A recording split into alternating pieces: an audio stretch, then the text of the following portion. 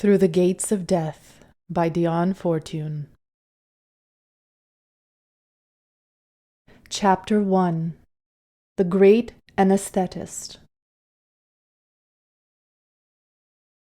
Death is a universal experience. No one can hope to escape. It's only a matter of time until it comes to each one of us and each one of those we love.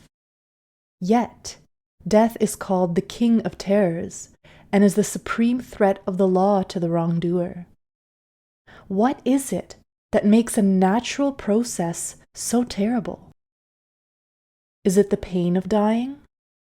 No, for anodynes can deaden that. Most deathbeds are peaceful when the time comes, and few souls go out struggling. What then is it that we fear in death, that it should be for us a thing of grief and dread? Firstly, we fear the unknown, for in that sleep of death what dreams may come when we have shuffled off this mortal coil. Secondly, we dread the separation from those we love. These are the things which make death terrible. How differently should we set out to cross the threshold were our minds at rest on these 2 points. It's recorded that the great gift of the Greek mysteries to their initiates was to release from the fear of death. It's said that no initiate ever fears death. What was it that was taught in those secret rites that robbed death of its terrors? In the center of the Great Pyramid of Giza, there is an empty stone coffin. Egyptologists tell us that it was prepared for a pharaoh who never occupied it. It has also been said that it was a measure for corn.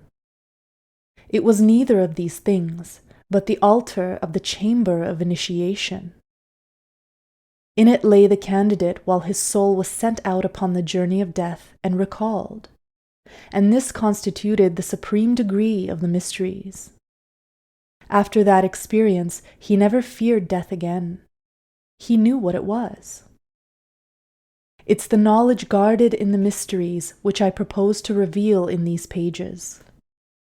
Death, for the man who has this knowledge, is like the embarkation of the rich man upon a liner. He is educated. He knows where he's going.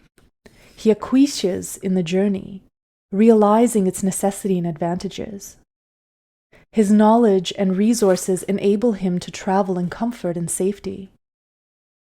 He can keep in touch with his friends at will and return to them when he desires.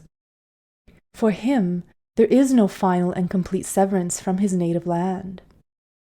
Far otherwise is it with the poor peasant emigrant. Ignorant and helpless, the journey to him is a dangerous and hazardous undertaking, and the land of his sojourn may be filled with wild beasts and undermined with volcanic fires. His ignorant imagination pictures all the terrors he can conceive and applies them to the unknown. Ancient Egyptians placed in every coffin a so-called Book of the Dead, the ritual of Osiris in the underworld, which instructed the soul concerning its journey through the kingdoms of the shades. It might more truly be called the Book of the Ever-Living, for the soul was conceived of as going through certain stages in that cycle of life which takes place in the unseen.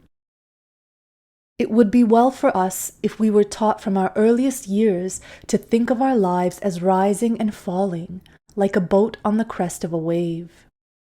Now descending into matter through the gates of birth, now reascending to the invisible world through the gates of death, ever and anon to return again and withdraw again in the rhythmical cyclic tide of evolving life.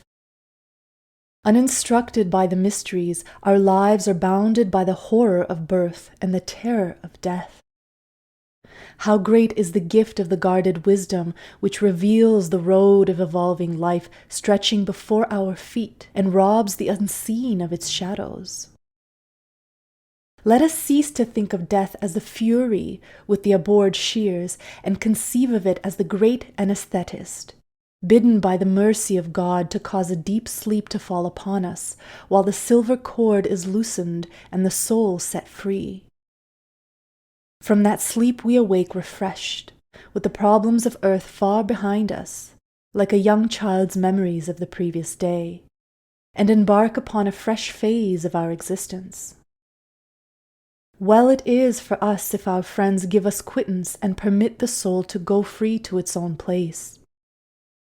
Ill is it for us if the grief of those we've left behind shadows that bright morning walk.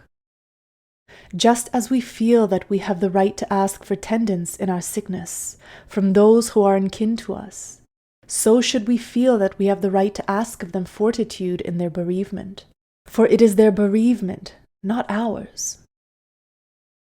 Whom do we grieve for when we mourn at a funeral? For the ever-living dead in their bright awakening? Or for ourselves in our loneliness? Assuredly we grieve to no one but ourselves, for it is well with the dead. They have gone to their own place and are at peace. It's those who are left behind who are suffering, not those who have gone before us into Galilee. And what shall we say concerning their suffering? Like that all pain, it must be bravely borne, and especially so in this case, for its reverberations may affect others as well as ourselves, and be as a millstone about the neck of the soul that is seeking to rise up on the strong wings of aspiration. Let thoughts of love, not grief, follow that soul upon its journey, as seagulls follow a ship. Let us bid him Godspeed and good cheer, and look forward to the reunion. For there is much we can do for the departed. Our work is not finished when the coffin is borne from the house and we have put away the sad paraphernalia of illness.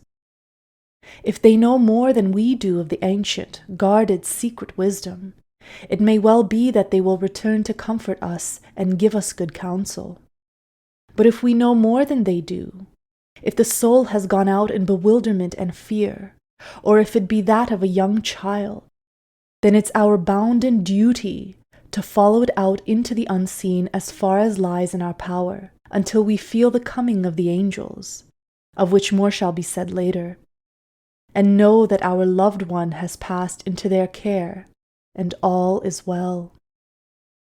And they may come to us, if we ask, that angel which giveth the beloved sleep, the deep sleep which is well known to fall upon the watchers of the dead, and which is like no other sleep. And from that sleep we too should awaken to the morning calm, for it has been permitted to us to look through the gates ajar, and see that beyond the threshold there is neither terror nor oblivion, but another world, another phase of life. Out of this sleep which the angel of death giveth to the beloved, there cometh security and assurance, for we have seen, even if we do not remember.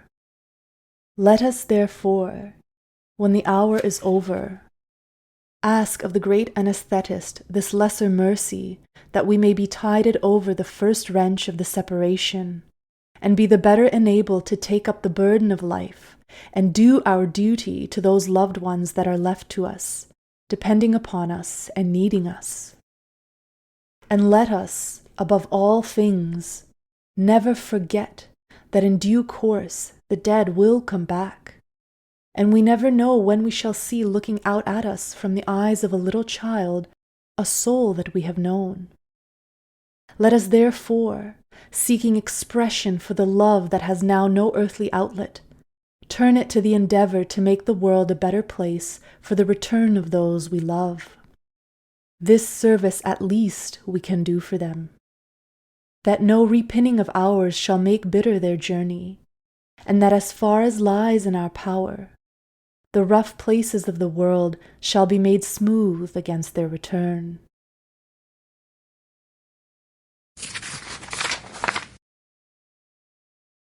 Chapter 2. Crossing the Threshold. When all that medical science can do has been exhausted, those who stand in the death chamber awaiting the end are filled with an overwhelming sense of impotence. They have the desire to help, but the total inability to find any adequate practical expression thereof.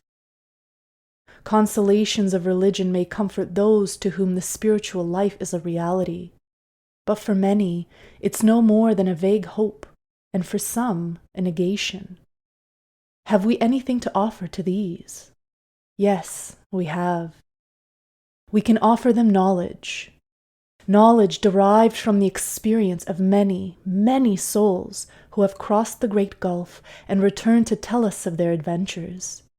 And also from the experience of those others, fewer perhaps, but for us more convincing, who can remember their past lives. In Europe, they are rarely to be met with among adults, but many children, before the shades of the prison house of worldly things close about them, can give us memories of past lives if we ask wisely. In the East, such memories are common, being the rule rather than the exception. This knowledge concerning the hidden life of the soul can not only give courage and comfort to the doubting, but be the means actively helping those who are passing over. We need no longer stand with empty hands at the bedside of the dying. Though our hands may find nothing more to do, our minds should be active, and we should be making ourselves ready to accompany our friends on the first stage of their journey. We can literally set them on their way, as we would do with a parting guest. But before we can consider exactly what may be done for the departing, we must first understand the process of putting off of the flesh. There are two kinds of death, natural death and violent death. And there are also two kinds of passing, peaceful passing, which is normal, and the unpeaceful one, which is pathological. For dying is no less a natural process than being born, and has its norm and its pathologies.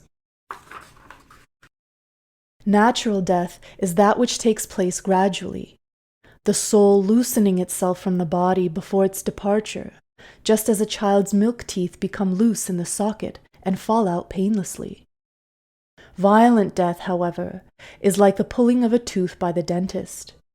There is a wrench, a shock, and some bleeding and soreness. Normally, however, the great anaesthetist gets in his work rapidly, and with the first opening of the line of cleavage between soul and body, the greater sleep descends upon us and we know no more. Where, however, there is much fear of death, or a desperate clinging to life, the work of the great anaesthetist is frustrated, and then are seen those terrible deathbeds when the soul goes out struggling. This should never take place, and need never take place where there is adequate knowledge of the processes of death and the after-death life. The dying man should surrender himself into the hands of the merciful angel, with the same confidence and gratitude that he would submit to the offices of the physician, who is given the anesthetic that is going to shield his consciousness from the work of the surgeon. As soon as the ether gets in its merciful work, the pain and fear will fade, and he will sleep for a while, knowing nothing. And so it is with death. The dark angel closes one by one the avenues of consciousness, and we sleep within ourselves while the processes of the separation of body and soul go on. When all is over, then we are freed from the body. The angel will reopen the gates of awareness upon a higher plane, and we shall live again, though in another dimension. We may find it difficult to realize the kind of life to which we shall open our eyes as the day dawns once more.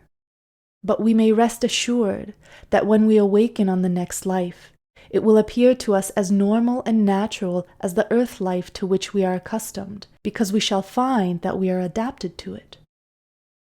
The soul that goes to meet death with understanding, invoking the merciful offices of the great angel, and welcoming his healing ministrations, will draw out from the bourne of time and space as quietly and steadily as a great ship putting to sea. The changes come gradually. There is no shock or surprise. And as one shore fades, the further one begins to rise above the skyline. Insensibly, we've drawn away from the body without noticing it. Lower consciousness is now deeply anesthetized. Higher consciousness is opening, and we find ourselves in what has been called by various names, but which we call the body of light. This is not the same thing as the etheric double, or subtle magnetic aspect of the physical body.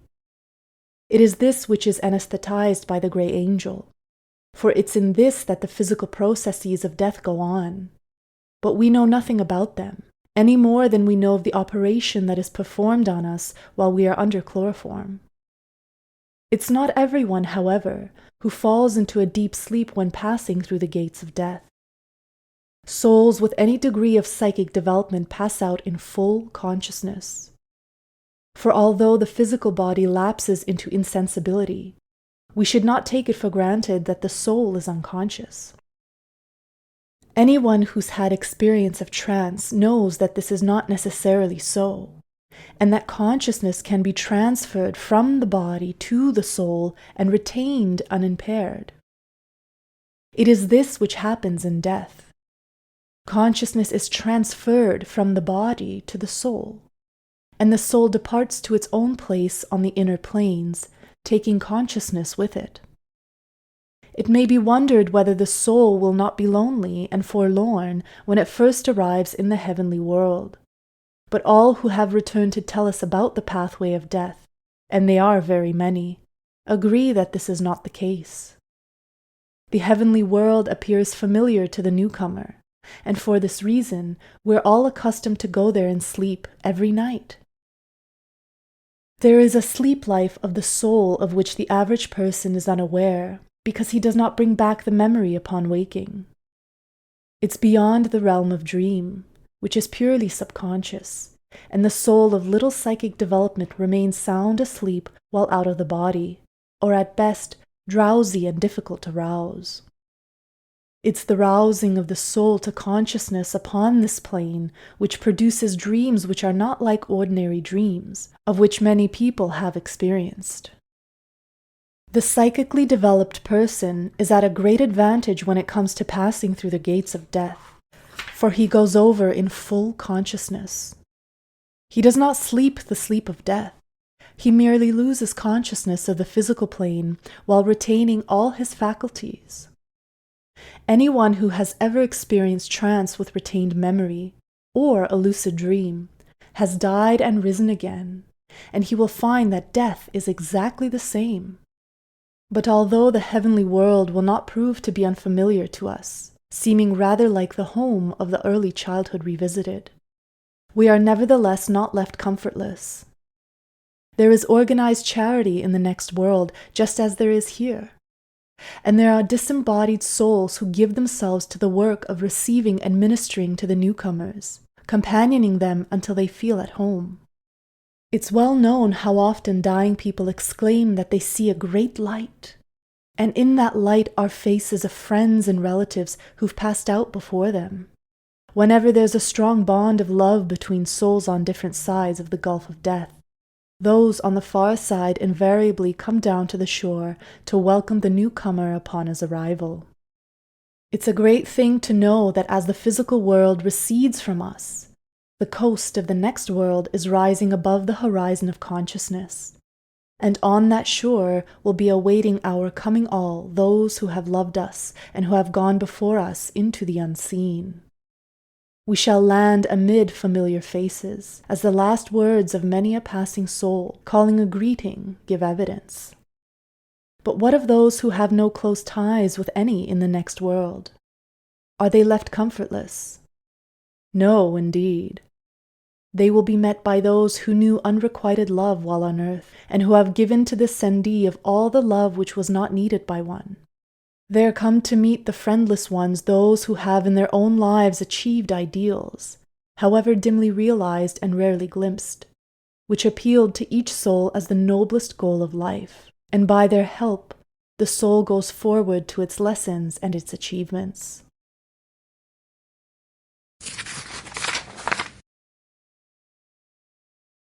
Chapter 3. Helping or Hindering the Dead. The question of communication with the departed has always been a vexed one. On one hand, we have those who deny its possibility and say that all so-called communications are either fraud, delusion, or credulity. On the other hand are those who admit the possibility of traffic with the dead, but call it necromancy and condemn it unsparingly. Meanwhile, those who've lost dear ones have recourse in rapidly increasing numbers to mediums who act, or claim to act, as psychic telephones between this world and the next.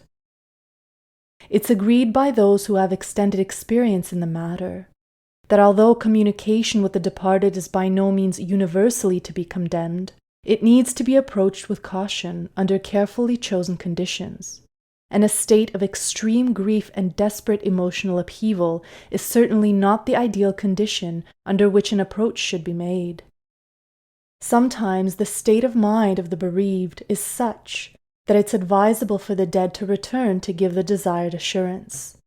But to do so is an act of self-sacrifice on their part, and nothing can possibly be worse for the departing soul than to be called back repeatedly to communicate with those left behind. To hold the soul to physical life in this way is an act of great, though no doubt unintentional, selfishness. It disturbs the one who has entered into the light and prevents him from settling down in his new conditions. It's just as if a fond mother placed her child at a boarding school and then kept on sending for him and weeping over her loneliness and lamenting the parting. What would be the state of mind of a child who was treated like that? He would get no pleasure from his new companions and his sports, nor profit from his lessons. If we keep on calling the departed back to us through the instrumentality of a medium, we are acting just as unwisely and selfishly as the foolish mother. As soon as this life ends, the next life begins, and the dead have their own work to do. We must be content to let them do it freely and in their own way, just as a woman, however loving and beloved, must be content to let her husband or son go forth to do their work in the world. It's noticeable in the communications received from the departed that the newly dead are fairly accessible to communication, and then, after a while, they seem to go on to a further plane where communication ceases to be possible. If we keep on calling them back, they cannot make this transition and become earth-bound. The process of death is incomplete, and they cannot enter into their rest. While therefore it may be justifiable or even advisable to re-establish communication with those who have just passed over, it's in every way undesirable to keep this communication unduly. It should be enough for us that those who have passed out send us word of their safe arrival upon the other shore. Having received that, we ought to rest content. The state into which the dead enter immediately after departure is an intermediate and transitional state, and it's one in which certain definite post-mortem pathologies can occur. Cases in which all has not gone well are delayed there, awaiting the working out of their problems. Normally, the soul passes swiftly through this phase and leaves it behind. Delay at this stage is very undesirable. The soul should be speeded on its journey, and it's for this purpose that the Catholic Church says Masses for the dead. These Masses are of great value, and the principle should be reintroduced into the liturgies of all faiths. We should not think that we have rendered the last office to the dead when the funeral service has been said over them, but the consolations of religion should follow them right through this transitional stage until they are well established in their new life. As long as any shreds of earth ties linger, the protection and guidance of organized religion should be available to the soul. This intermediate stage between life and death is not the same thing as purgatory. It's rather a landing stage whereon the soul steps ashore and gathers together its baggage and greets its friends. Purgatory might be defined as a psychic quarantine. It's only after consciousness has accustomed itself to the disembodied life that the soul goes on to face the purification of purgatory. Let it be clearly realized that purgatory is not punitive, nor is it eternal, but consists in forcing the soul to face its own record. It's the reactions of the soul to that record which are the cleansing fires. Purgatory is not a place, but a state of consciousness. But because on the inner planes all those with the same outlook draw together, purgatory for all practical psychic purposes has a definite astral location. It's while souls are going through their purgatory that the threads of communication with this world are severed. Each soul must enter into the silence in order to pass through the cleansing fires. No one can help them there. They must stand upon their own 2 feet and walk by such light as they have. Not otherwise can they learn their lessons. We can no more learn for another man than we can eat for another. We must surrender our loved ones into the hands of the lords of karma when this point is reached. We have this comfort, however, that it is their aim to make, not to break, the soul, and no one is given more than they can bear, nor even more than they can assimilate and turn to good use. The esotericist would not agree with the Catholic teaching that masses for the dead can help a soul in purgatory.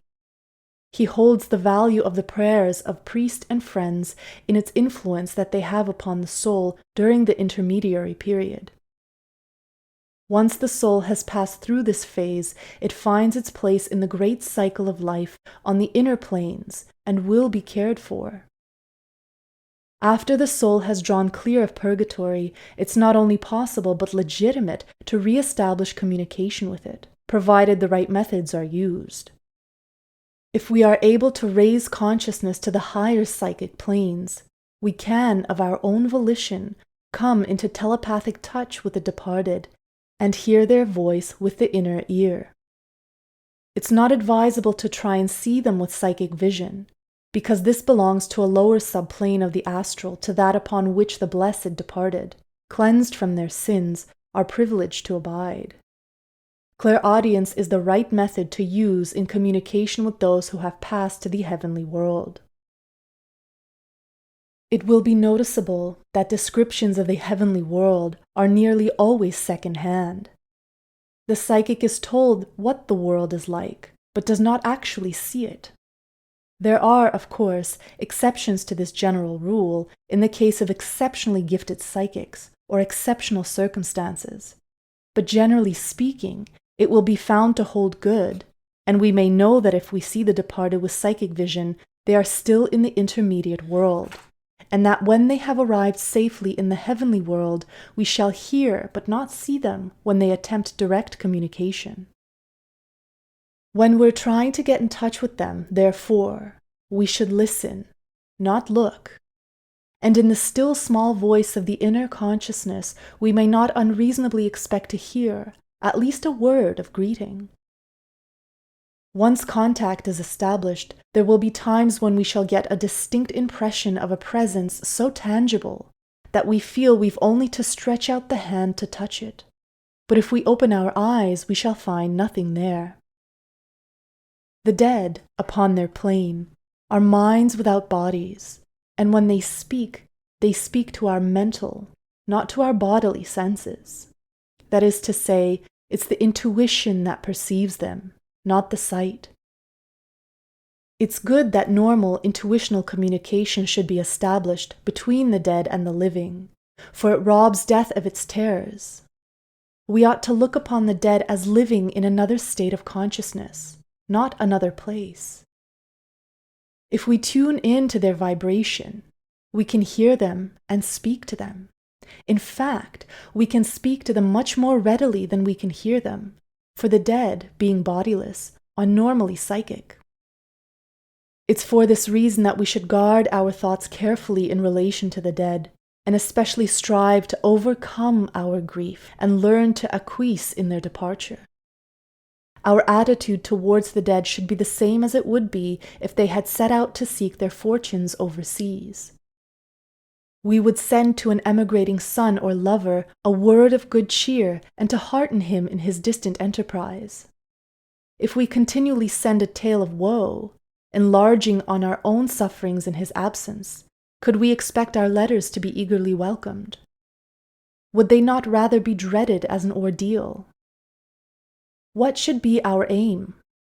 To help and encourage and hearten the dead, or to indulge our own grief and relieve our feelings at their expense? The parting and the loneliness, the loss of the breadwinner and protector, or the lifelong companion, are indeed a grief, but a grief to be bravely borne in order that our darkness may not overshadow the beloved one. We ought to accept our lot cheerfully, so that they may be free to go through the great experiences of the soul and enter into their rest with a quiet mind.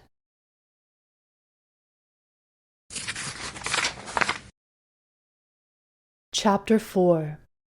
The Overcoming of Grief.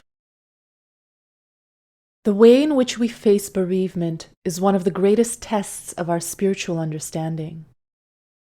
Our attitude towards the death of the body, whether our own or that of a dear one to us, depends upon what we really believe life to be.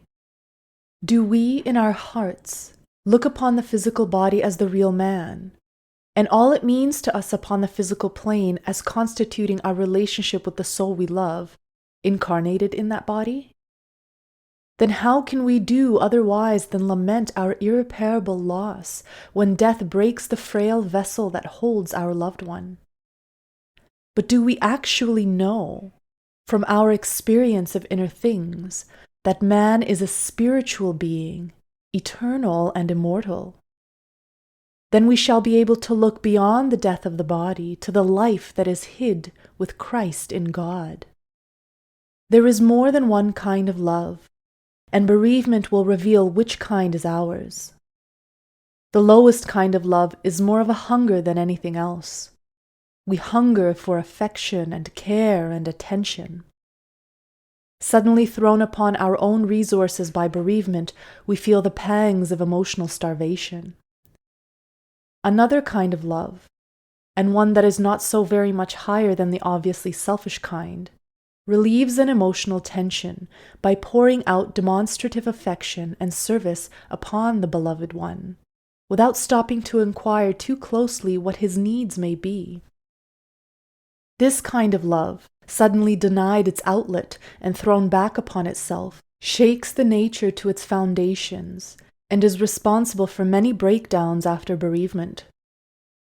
It may seem a strange thing to say, but true love is not emotional in nature, but is an attitude of the soul towards life. True love is a spiritual radiation, like sunlight, and like the sun, it shines upon the evil and the good, the just and unjust, not blind to their condition, but loving them just the same. This is the noblest love, and it has healing in its wings. True love proceeds from a loving nature, not from stimulated emotions. It's the only kind which will make for happiness in marriage or any other relation of life, and it's not this kind of love that leads to mental breakdowns and extremities of grief when the beloved one is removed by death.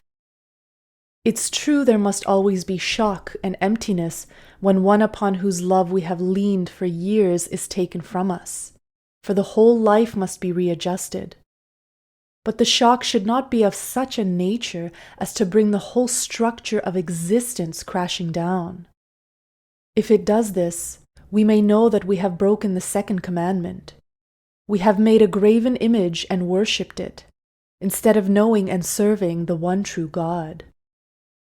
There can be but one true center of life, and that is God. We may have companions and dear comrades upon the path of life, but life itself has only one center. If the hub of a wheel is anywhere save in the exact center, the wheel is out of the true and useless.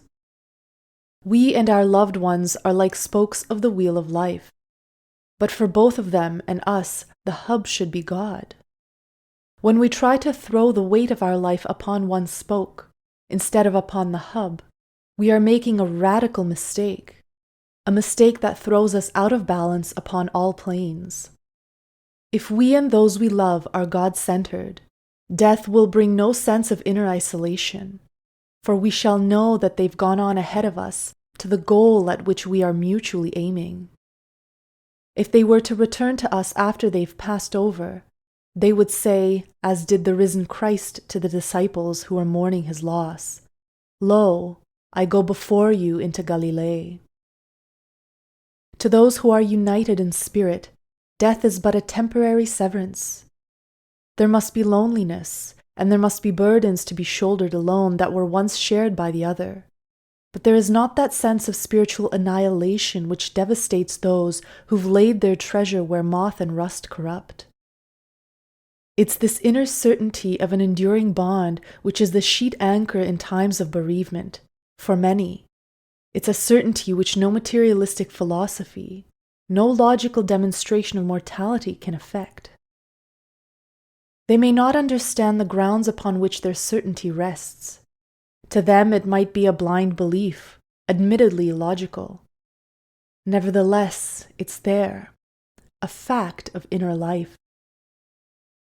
The mystic, however, with this knowledge of inner planes, is able to explain this feeling and show that it's a true psychic intuition, and by no means illogical. On the inner planes, there is neither time nor space as we understand it. We are near to those with whom we are in emotional rapport, and far from those with whom we are emotionally out of tune. When there's a real tuning of two souls, they are literally together on the inner planes, where to be in one mind is to be in one place. Do we not know only too well that it's possible to share bed and board, and yet be as apart as the stars? Equally is it a fact of inner experience that if there is a true spiritual union, we remain in touch, wherever our bodies may be. If we observe life, we shall see how true this is. There's a subtle difference between a man or a woman who is well and truly mated and one who is not. They need not together be for this to be apparent, for it's a subtle psychological difference, and separation does not affect it. The man or woman who loves and is loved retains that sense of spiritual fulfillment even when separated for long periods. It's well known to psychologists that the lack of this mating, which is called by esotericists polarization, is responsible for many nervous illnesses, and that these can occur even in marriage if there is no spiritual affinity and companionship. If we continue to love and be loved, even after the loss of the loved one, this spiritual widowing does not occur, and we are not left unmated. The untangible influence of the love continues to make itself felt, and the personality remains polarized. The bond of physical union weakens with the passing of youth. The bond of emotional union is broken with the withdrawal of the personality from physical sight.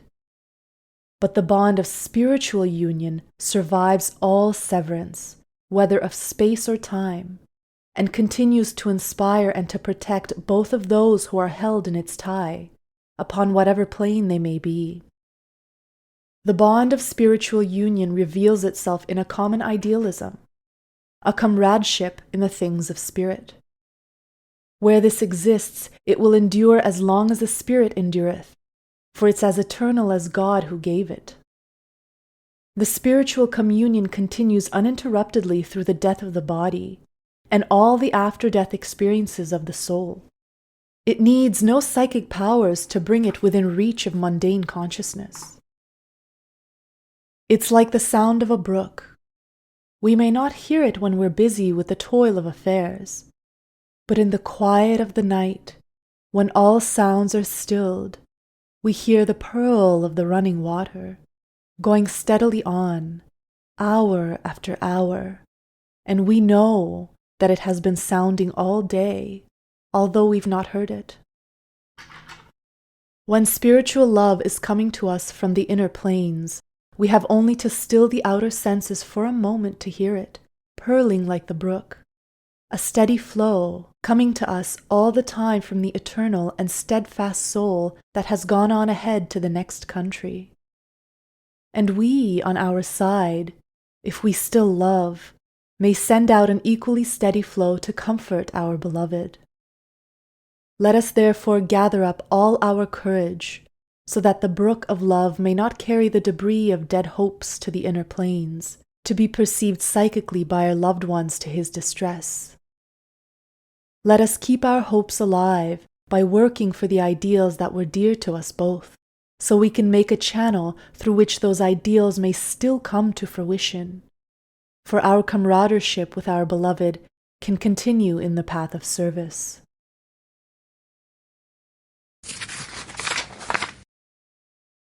Chapter 5. The Appointed Time. We do not wish to have towards death the fatalistic attitude of the Mohammedan, however much we may admire his courage, nor yet the panic-stricken clinging to life many so-called Christians. Whoever has any knowledge of astrology knows that the time when death is likely to occur can be predicted with considerable accuracy. But if he's had any practical experience of the same art, he also knows that that which is threatened does not necessarily befall. There's a great many factors to be taken into consideration in a horoscope, and the judgment is, after all, not the answer to a sum in arithmetic, coming which there can be only one result, but opinion of the astrologer concerning the ultimate outcome of an indefinite number of counterbalancing factors. Astrology is much more of an art than a science, and the personal factor in both querent and astrologer is a very large one. No one can deny, however, that there are tides of death in every horoscope, tides on which the soul may readily slip across the harbor bar into the great beyond. The cords are loosened then, and if a sudden stress comes, they may part. On the other hand, a compensating force may come into play. Faith or willpower of the querent himself, or of one close to him, may suffice to hold the soul in the body until the tide has run its course and the knot of life tightens again automatically. In such a case, we may literally say that a new lease of life has been entered upon, and there's little likelihood of death until the planets once again have moved into a fatal position. It's very instructive to retrogress a horoscope, if such a term may be permitted, and observe how the planets stood during periods of crisis in the past. We shall find that there may have been more than one period when the angel of death drew near but passed by. What has happened once may happen again, and it's as unwise to assume the certainty of death before the breath is out of the body as it is to count chickens before they're hatched. One thing is certain. If life be trembling in the balance, the knowledge that an astrologer has passed sentence of death will be a very powerful depressant and may serve to turn the balance. In my opinion, however clearly death may appear to be written in a horoscope, no astrologer should ever reveal the fact, but should content himself with saying that the period will be a critical one for health of the querent. This will be sufficient to give warning without inducing a paralyzing autosuggestion. We may assume, then, that there are periods when the soul is liable to go out, but is not necessarily bound to go out. These periods must necessarily be times of anxiety, but we need not to adopt a fatalistic attitude towards them and lie down and die without a struggle because our planets are adverse. Mars may have something to say to Saturn, and may say it effectually. It cannot be other than a misfortune if death comes before the age of 80 years and 10, because in each incarnation a long period of preparation has to be undergone before maturity of the faculties is reached and we begin to reap what we have sown. To have to undergo another period of infancy, childhood, and youth before full return has been obtained from the investment of life values in the present period is a misfortune, though not necessarily a tragedy if seen against the wide landscape of evolving life. We should, therefore, reinforce by every means in our power the battle against a premature death. But after our allotted span, unless we have work to finish, we are wise to take our quittance when it comes, going tranquilly out with the tide, secure that our life is hid with Christ in God. It's better to go and take a new body than cling to one that is fast becoming uninhabitable. If we've passed the allotted span, we may say, Lord, now suffer thou thy servant to depart in peace. By this I don't mean it to be understood that we should refuse ordinary precautions and remedial measures.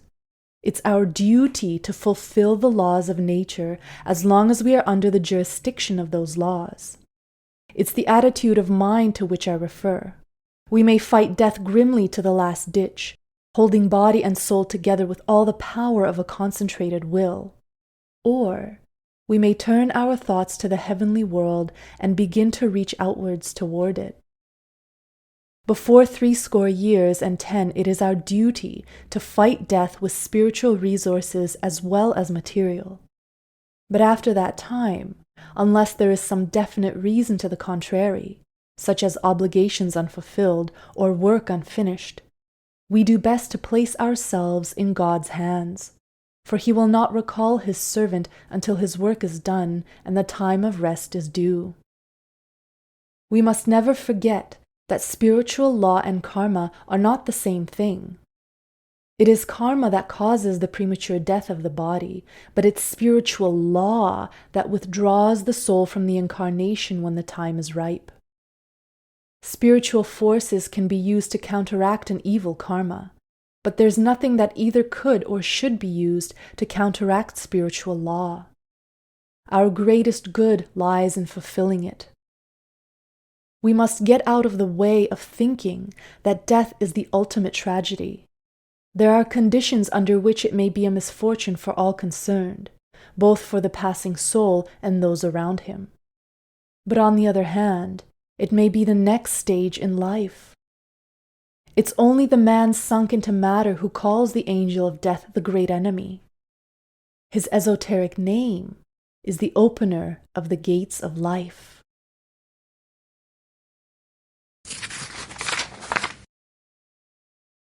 Chapter 6.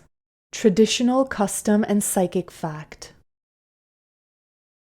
There are many old customs connected with the passing of a soul which have their roots in psychic fact and are not merely superstitious. Some, of course, are pre-Christian in origin, and their usefulness has passed away. Others are still valid, and it's helpful to observe them.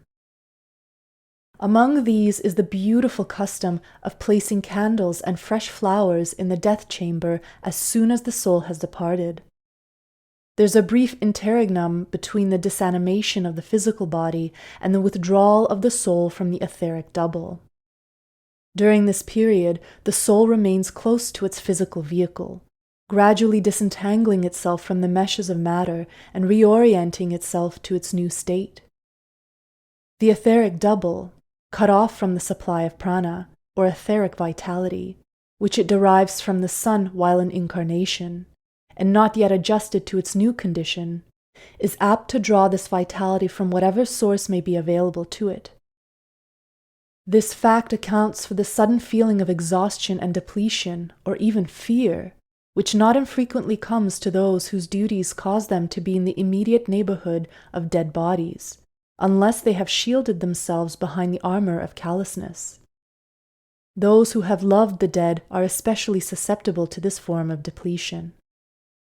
Now, it's undoubtedly a humane act to companion departed souls with thoughts of love and protection while they're going through the period of adjustment.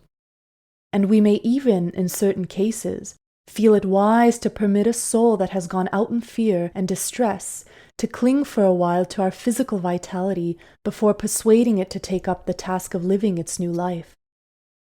These things have to be wisely and compassionately judged. We should always bear in mind, however, that the help we give to the dead should be directed towards helping them to make the transition to their new life, and not towards maintaining them in an intermediate state, which may lead to their acquiring the habit of death in life, and so becoming earth-bound. There's a great difference between a mental rapport and an etheric rapport. The latter is not a desirable thing. It rapidly becomes pathological for both the living and the dead, and should never be suffered to establish itself.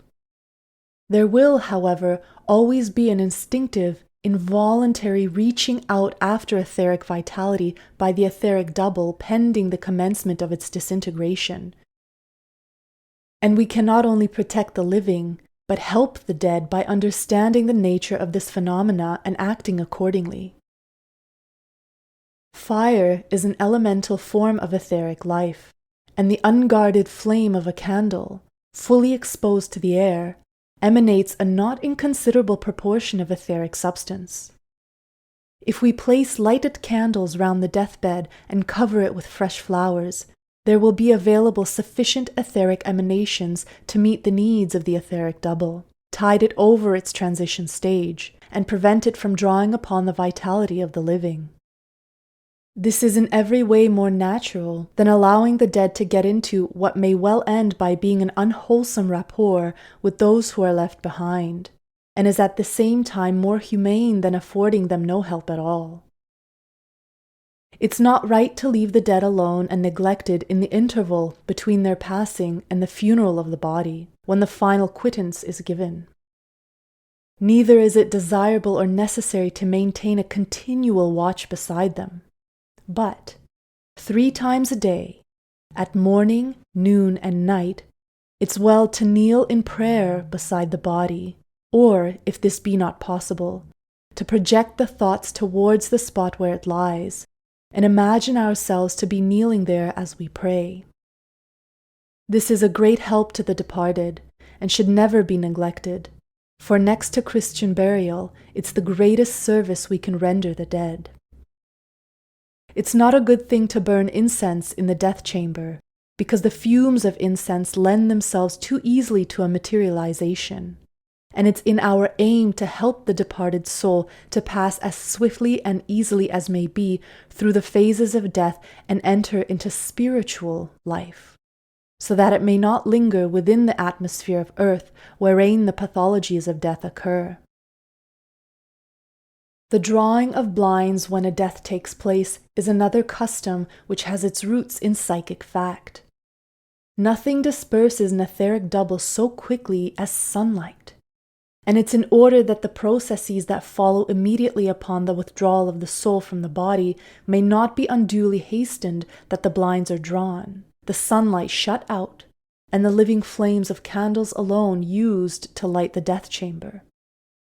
An exception should be made to this rule, however, when the nature of the disease has been such that partial death of the tissues has taken place before the death of the body as a whole, or when processes of disintegration follow rapidly upon the passing of the soul, as is the case with certain diseases. For this means that the etheric double has been almost out of body before the actual end. There is therefore no need to await its disentangling, and the sooner the etheric substance returns to the soul of nature, the better. The wearing of deep mourning has a very marked psychic effect. Black insulates the wearer from etheric vibrations, and a person so clad is more readily able to get in touch with the subtler planes than one clad in colors, which each attract their corresponding vibration. The custom of tolling the church bell, however, is as pagan as keening and wailing at an Irish wake. It's intended to drive away evil spirits and should have no place in Christian burial. It's a great mistake, nay, a blasphemy, to think of our loved ones as dead, or to associate them with the dust that is returning to the earth whence it came. We should think of the vital mind, the ever-living and aspiring spirit, going up and on with its evolution and calling us to comradeship in that great adventure. It is for this reason that, from the esoteric standpoint, cremation is so much better than burial, for it frees not only the soul of the dead, but the soul of the living. We cannot cling to a handful of dust flying in the wind as we can to a body committed to the ground, returning slowly to Mother Earth. The last earthly service of love should be to take ashes of the beloved one to some spot sacred to the memory of happiness, and there scatter them to the wind, giving back to nature that which nature gave. There, as an altar dedicated to love's memory, may we seek to re-establish our contact, not with the dead, but with the ever-living, sending forth our thoughts like birds into the unseen. It's seldom that they will return to us without the green leaf of hope. But we cannot do this as long as we identify in thought our loved one with the dead body. Let us return that body to the elements at the earliest possible moment in order that we may free our love from the sense of death. Where cremation is not possible, then I would plant upon the grave some strong growing tree or shrub that shall draw up the etheric life from the earth and give it to the air. I have seen graves that are little gardens, not sealed with a stone, but full of life and beauty. Between the making of the grave and placing of the stone, there must elapse a period of at least a year. And what can be more beautiful than to sow wheat upon the bare earth to symbolize the life that is given of God? For there is a legend that wheat does not belong to evolution of our earth, but was brought from another planet by that great one who came without father, without mother, without descent, having neither beginning of days nor end of life. Somewhere in the decoration of gravestone or coffin, it is invariable to find the cross. Unfortunately, in our ignorance of the science of symbolism, it's almost invariably the Calvary cross that is represented.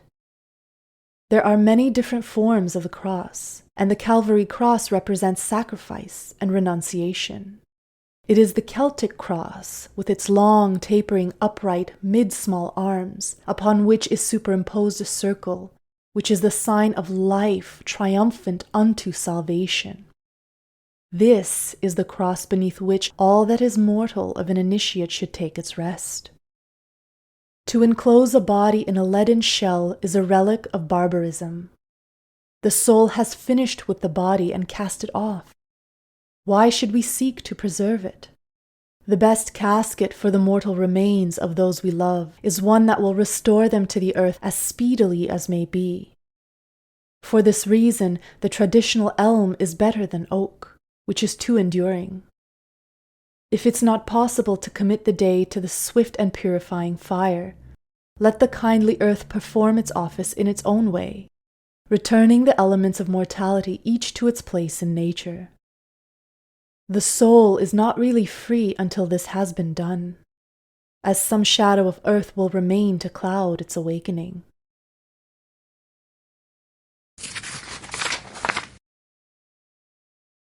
Chapter 7. Death of the Body. The human body is a machine, dependent for integrity of its parts and the supply of its working, like any other machine, upon the fuel. It's a machine for generating energy which is employed by the personality in the process of spiritual unfoldment. For it's by means of experiences undergone when in the body that the soul gathers together raw material which it works upon in the process of its evolution. The occultist who knows these things is therefore not sentimental over the physical body, but endeavors to keep it in good repair while he has it, because good work cannot be done with a bad tool. We should learn to think of death as part of the processes of growth. A caterpillar dies as a worm to be reborn as a butterfly.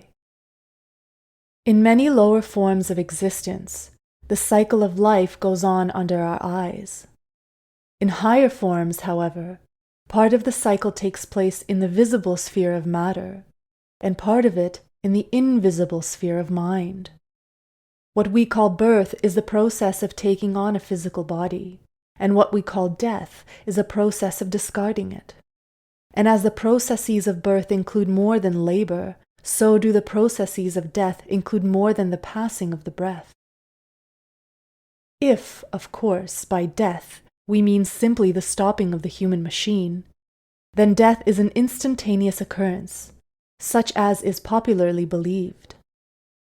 But if by death we mean the sum total of the processes which constitute the transition from one phase of existence to another, we're speaking of death as the esotericist understands it, and it's in this sense that we shall consider it in these pages.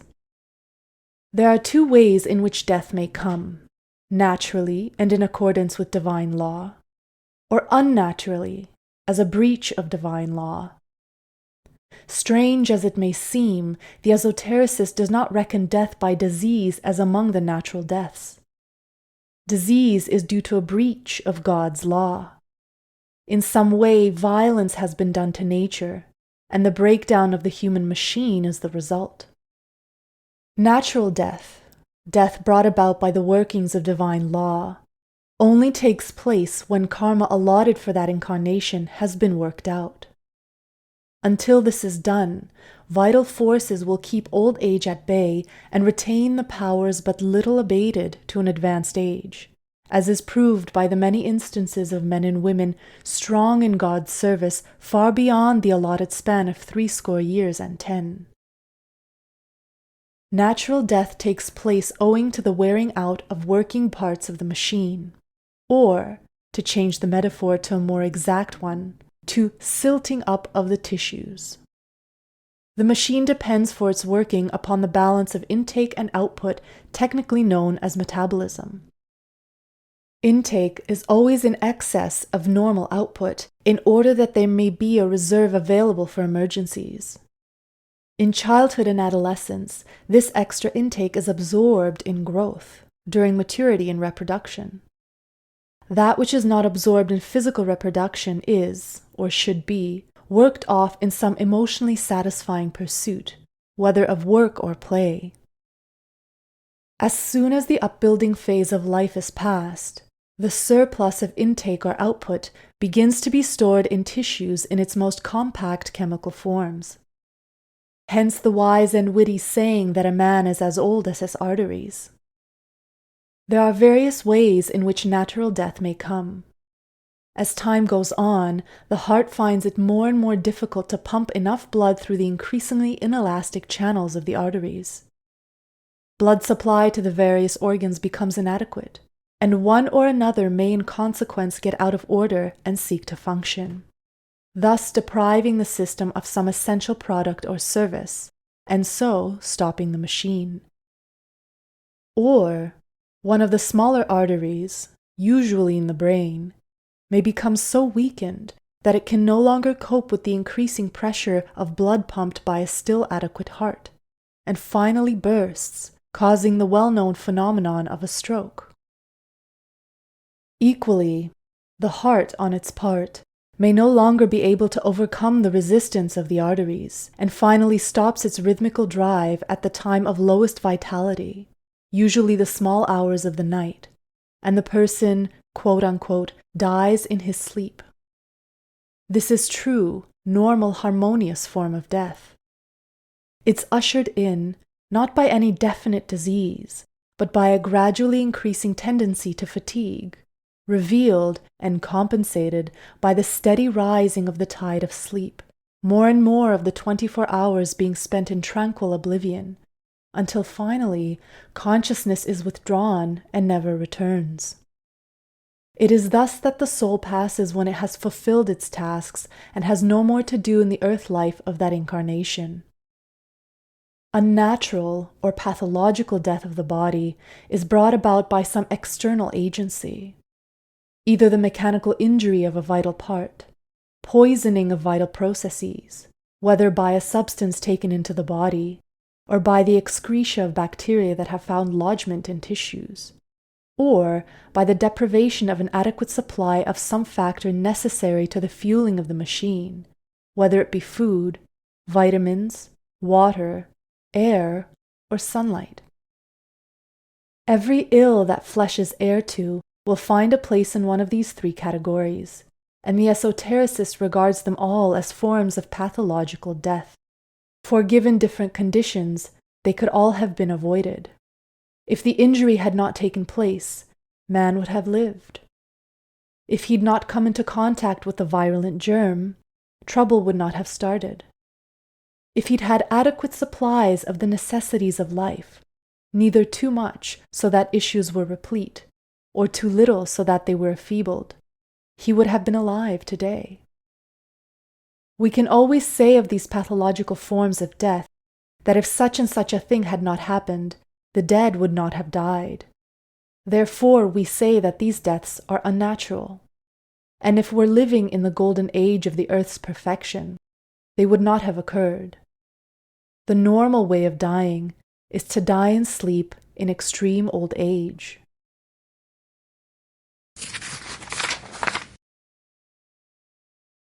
Chapter 8. Going to meet death. If we're filled with terror at the thought of death coining for us, let us go meet him at our leisure. This may seem a strange idea, but there's a great deal in it that's essentially sensible and practical. There are several religions, notably the Roman Catholic and the Buddhist, which instruct their followers to meditate regularly upon their own deaths. This is a very valuable discipline, and we should all be the better for pursuing it. This meditation upon our own deaths, however, should not concern itself with the dissolution of body. The body is not the real I. When it's cast off, it's but common clay, and we're no longer in any way concerned with it. Let the living care for it for sanitary reasons, not superstitious ones. We should think of ourselves as escaping from the body, getting free from its limitations, and begin to imagine the kind of life we shall lead when this occurs. We can see ourselves meeting with those of our friends who've preceded us through the gates of death. If death appears to be imminent, we may send out telepathic messages to them, asking them to meet us. If we are indeed nearing the threshold, it's not unlikely that some response from them will reach us. We can be quite sure that they will do their best to signal to us across the gulf and tell us to be of good cheer. But unless we have some psychic development, we may fail to perceive their answering signals. I may instance a case I once came across where a woman who'd recently lost a dearly loved sister was sitting in the firelight one evening trying to get in touch with her telepathically.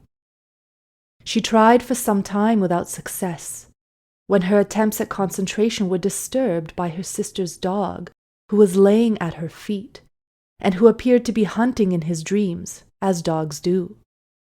Suddenly, he woke up and looked about him in surprise, as if expecting to see someone, and then rushed from room to room of the house barking joyously.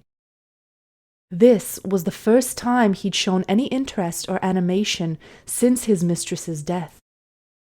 My friend was the opinion that she'd succeeded in summoning her sister, but had not been able to perceive her. Dogs, however, are notoriously psychic, and the dead woman's pet has sensed her presence, his experience being interpreted in his dream even as our own are. And he awoke so firmly convinced that he'd seen his mistress, that he ran through every room barking and looking for her. My friend told me that nothing could have been more convincing to her than this simple little manifestation of a dog's experience. But in addition to those personal friends in whose affection we have confidence, there are others upon the inner planes whose companionship we may seek, and whose acquaintance we may make even before we pass over. We may recall our Lord's promise, "I will not leave you comfortless," and pray to him that our guide may be made known to us in life, so that we may pass out in confidence when our call comes. There is, however, no purpose in doing this unless death is near, because guides change their tasks on inner planes, to work of meeting the dead being one of the first they are employed upon when they come over, and in due course they pass on to other duties. They only come down to the shore to await our coming when the bark of the soul has cast off its mooring ropes.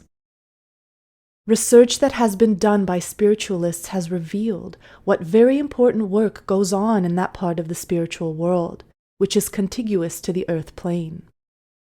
There's abundant evidence from innumerable sources that the bands of invisible helpers are highly organized, and that no soul is allowed to pass out alone and unaided.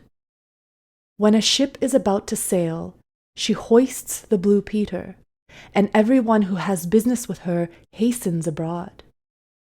When the soul is about to depart from the body, it too flies a signal, and there are those in inner planes whose business it is to watch for those signals and see to it that all traveling souls are guided and guarded and welcomed as they moor from out of our bourne of time and space. Even when the star of death is below the horizon, we do well to familiarize ourselves with the nature of afterlife states in order that we may become accustomed to the idea of them and they may not seem strange or terrible to us. We can rob death of its terrors in this way more effectually than in any other. Moreover, we may meet someone who is hag-ridden by that cruel and terrible fear of death, which secretly afflicts so many who have been brought up in the old concepts of death and hell. It's a thing that few people will confess spontaneously, and to meet someone who's escaped from that bondage is like a light dawning in darkness to them.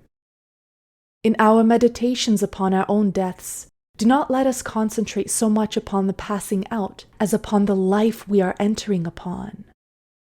Let us think joyously of the new hopes and activities that are opening up before us. We shall be free of the cumbrance of the body which, as our time draws near, becomes increasingly a drag upon our activities. We shall rise up in the body of light, as it's called by the ancients. The burden of old age and ill health will have fallen from us, and we shall be vigorous of form and clear and buoyant in consciousness. In death, we literally take on a new lease of life. We shall enter upon that life with all the vigor and enthusiasm of youth, for we are indeed born again.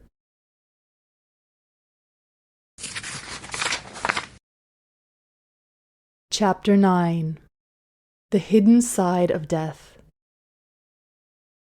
The processes even of physical death are not nearly so simple as popular imagination believes, and it was a knowledge of the subtler aspects of death that gave rise to many of the funeral practices of the ancients which we look upon today as pure superstition. With the passing of the breath, the soul itself is gone and is no more concerned with its cast-off body than the chick with the eggshell. But those who remain are concerned with it, and certain of the subtler problems of the shock of bereavement are due to the little understood processes that are going on in the discarded clay. We have two tasks to perform before our service to our loved one is finished. We must see to it that dust returns to dust, as swiftly and harmoniously as possible, giving rise to none of those happenings which may be termed the pathologies of death. And we ought to follow up the departing soul with the right kind of telepathic communication until it's safely established on the other side and will want to enter into its rest for a period. These two aspects of the last services to the departed are of very great importance, and we ought to give them our serious attention.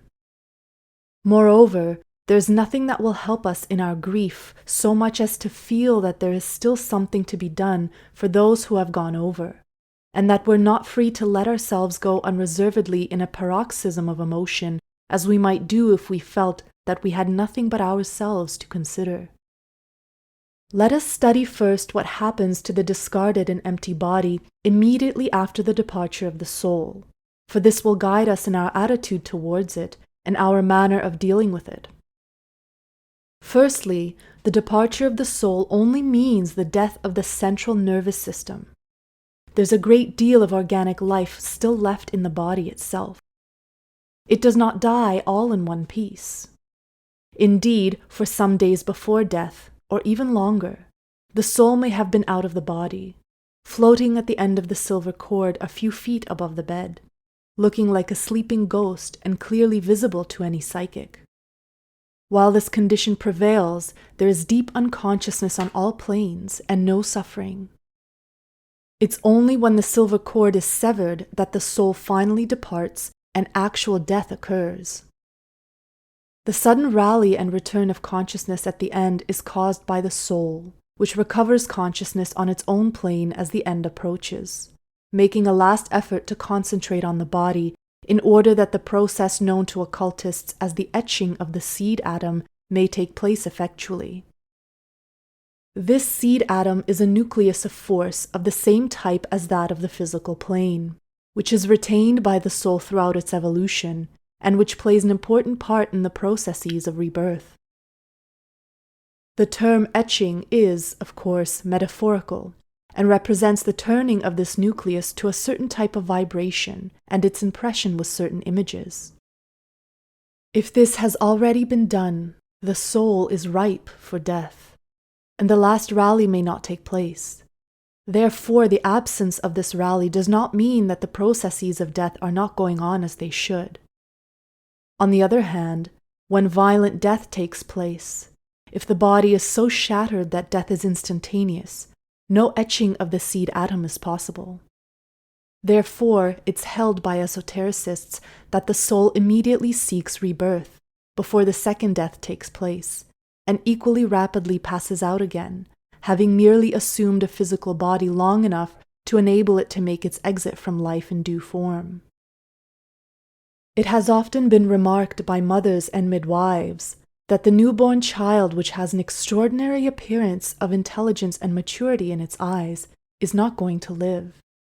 It's the eyes of an adult soul that they see looking at them, and all the service that soul requires at their hands is the rites of burial according to its faith. It's not meant to live. It's only meant to die adequately. It may seem that this inflicts a hardship on the mother who has made her great sacrifice to bring it into this world, only to lose it. But if we examine the karmic record of this case, and no occultist would ever attempt to judge a matter in the light of a single incarnation, we shall find either that there is karmic debt owing, which is settled in this way, or, if no such debt can be traced, then karmic credit has been given. This karmic credit is a point that is often forgotten. Sometimes the lords of karma owe us a debt which entitles us to one of those sudden strokes of pure luck, which we can explain by means of no hypothesis which only takes account of one life. The Good Samaritan, the complete stranger who renders us a totally unexpected service, may be a soul for whom we have opened the gates of birth and death in a previous life. Once the soul has safely withdrawn, however, there's an immediate change. Any sensitive person can feel the difference between the atmosphere of the chamber of death, however peaceful, and the atmosphere of the chamber of the dead. During life, a man is under the lordship of the archangel of his race and the savior of his religion. But after death, this domination is withdrawn. Or rather, it follows the soul and leaves the body to its own devices as being no longer of any concern. The vacant clay then passes under the domination of the regents of the elements, and the elemental forces of air, earth, fire, and water, which each withdraw that which belongs to them and restore it to its own kingdom. In this process, they are assisted by a certain type of life which belongs to the most primitive form of existence and which is fast passing out of manifestation. I refer to the unicellular organisms that live on dead matter, the saprophytic bacteria which cause decomposition. The parasitic bacteria which feed upon living tissues and cause disease are another matter. They belong to certain forms of life whose day is overpast and who, defying the law of evolution, refuse to withdraw from the physical plane. They are rebels against cosmic law, and advancing knowledge is gradually driving them out of manifestation. The curious feel of the death chamber and the fear that most people have of a dead body are caused by this opening of gates of elemental kingdoms. Beings of the elements are present and active when organic matter has to be disintegrated and returned to its respective spheres. Sensitive people feel their presence, and because elementals belong to a very primitive form of life, find them disturbing. It's for this reason that it's not good for the living to remain in the immediate neighborhood of the dead. There are, however, 4 mighty archangels who are called the archangels of the elements because they rule the elemental kingdoms as overlords in the name of God. These are Raphael, Michael, Gabriel, and Uriel, and they equate with the 4 evangelists of the Christian tradition. Hence the child's prayer. 4 angels round my bed, 2 at the foot and 2 at the head. Matthew, Mark, Luke, and John, guard the bed that I lie on. Every rite for the dead ought to commit the clay into the care of these 4 great spirits before the throne. When they are invoked, it will be found that the somewhat sinister atmosphere sometimes felt in a death chamber will immediately lift and clear. The return to dust of the body, however, is but half the process of physical death, for there's another body, equally physical, equally mortal, which is called the etheric double. It might aptly be called the body of electricity, for it's an organized system of electromagnetic stresses, and in its meshes, every cell and fiber of the physical body lies like a bottle in a bottle rack. It transmits to every molecule of the body the vital force which keeps disintegration at bay and maintains the unstable compounds of organic matter in their elaborate and fugitive forms. It's the withdrawal of this etheric double which marks the critical moment of death when the breath is seen to pass. Embodied in it, the soul remains in an unconscious condition for a brief period, from a few hours to 3 days. If its tenancy of the etheric body is prolonged beyond this time, or if the body wakes up to consciousness while still in the etheric double, one of the pathologies of death has occurred. It's this waking of the soul while still in its etheric double which, in popular phrase, causes its ghost to walk. Within the appointed time, however, unless something abnormal occurs, the magnetic forces of this body of electricity will have been exhausted. It will be like a battery that has run down, and the soul will slip out of its meshes and no longer have any link with matter. It's not this, however, that we call the second death. It's rather the second half of the physical death, and while it's going on, the soul is asleep in the deepest unconsciousness. It will now be seen why it's so unwise to try and get in touch with a soul immediately after it has passed, for we may wake it from its etheric sleep and cause it to walk. Don't let it be thought by this that the esotericist condemns communication with the departed, but there's a right and a wrong way of effecting this communication, and there are times when it may be safely and helpfully done, and times when it had better be left alone. And we need to know these things if we are to deal with death rightly. Our modern thought places adults in the same position in relation to the mysteries of death that children endure in the relation to the mysteries of birth. There's a conspiracy of silence which confuses the issue and places us at a grave disadvantage in dealing with our problems.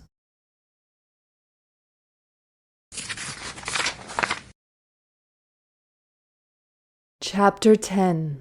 Purgatory.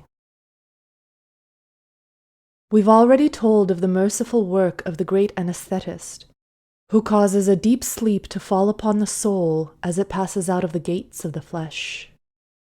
The etheric body fades and falls away from it unnoticed, and it sleeps in that state of unconsciousness which occultists call the astral plane. Presently it begins to dream. Memories of its earth life are still present with it, though faint and far away, like memories of early childhood. But it does not dream of these happenings as they appear to us who shared them. It reviews them instead from the point of view of its present state of existence. It's in the world of desire, and it sees them from the standpoint of fulfilled or frustrated desires. The brain no longer clogging consciousness, the soul is not only conscious upon the plane or its present existence, but the higher consciousness is also awake and active. And all the time that this phantasmagoria of dream is going on, the higher self is holding up the mirror to consciousness and bidding the soul to look therein upon its own image. All the time the inexorable spiritual standards are kept before its eyes. The soul, forced to contemplate these, undergoes a struggle severe in proportion to its deviation from the spiritual standards. Nothing explains these states so well as the terminology of analytical psychology. The soul is in the throes of a conflict between its higher and lower aspects. This conflict is subjective and expresses itself in imagery of the astral dream, and the soul is said to be in purgatory. For purgatory is simply the forced realization of the significance of our own misdeeds. Its scenery, so often described by saints and psychics as stuff dreams are made of, dreams of souls forced to face the truth. This scenery, therefore, is by no means idly fantastic, but has definite symbolic relationship to the problems of the soul, of evolution, and of cosmic reactions. Every soul has its own personal symbolism, derived from experiences of its own history, even as we find in the psychoanalysis of dreams. In addition to this, it has symbolism of the types of religious faith which it shares with all members of its faith. Therefore, hell of the Christian will differ in many ways from hell of the Muslim. On the other hand, it will have much in common, because there are certain type of symbols which are common to all sentient human beings, being formed out of their common human experience, such as pain of burning or torture of thirst. Each individual soul is taught by these dream pictures that sin brings inevitable suffering, for it's shown the consequences of its wickedness or folly and may not turn away its eyes. It feels in imagination as it would feel if it had actually come to the state which its dreams depict. Sisyphus the ambitious rolls his eternal stone up the hill and may not rest. Tantalus the drunkard sees the cup recede from his lips.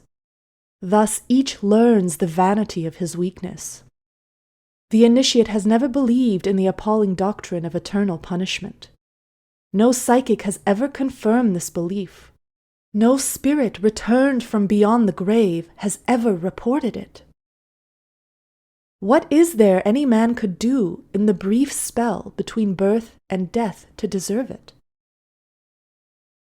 Every spirit reports purgatory and has a wholesome respect for it. But these are not flames of eternal torment, but the cleansing fires that purify the soul as gold is tried in the furnace until all its dross is burned away and it is pure and precious. It's not maintained, however, that the dross of an evolution can all be burnt away in the purgatory of a single death. Few souls are so pure and strong that they could endure so severe a trial without their fibers being disintegrated. Therefore, we are shown no more at a single purgation than we can well bear and profit by. We are permitted to wipe out a certain proportion of our karma, and then come back to earth with the rest still bound about the neck. And it's this unexpiated karma that causes our sufferings in the next life. And so gradually, what we realize while in purgatory and with what we make amends for while on earth, we compensate our karma and adjust the balance. Thus does the soul make its growth. Although purgatory is primarily a subjective experience, it's not wholly subjective. Vivid dreams and feelings of souls going through this experience create a very definite atmosphere about them. On the astral plane, there's no time and space as we understand them, but a mood is a place, and those who are in the same emotional state are drawn together. Can we not readily understand how the atmosphere made by all the souls at present out of incarnation who are struggling with thwarted hate or unsatiated lust would mold the scenery of hell out of the plastic astral ethers?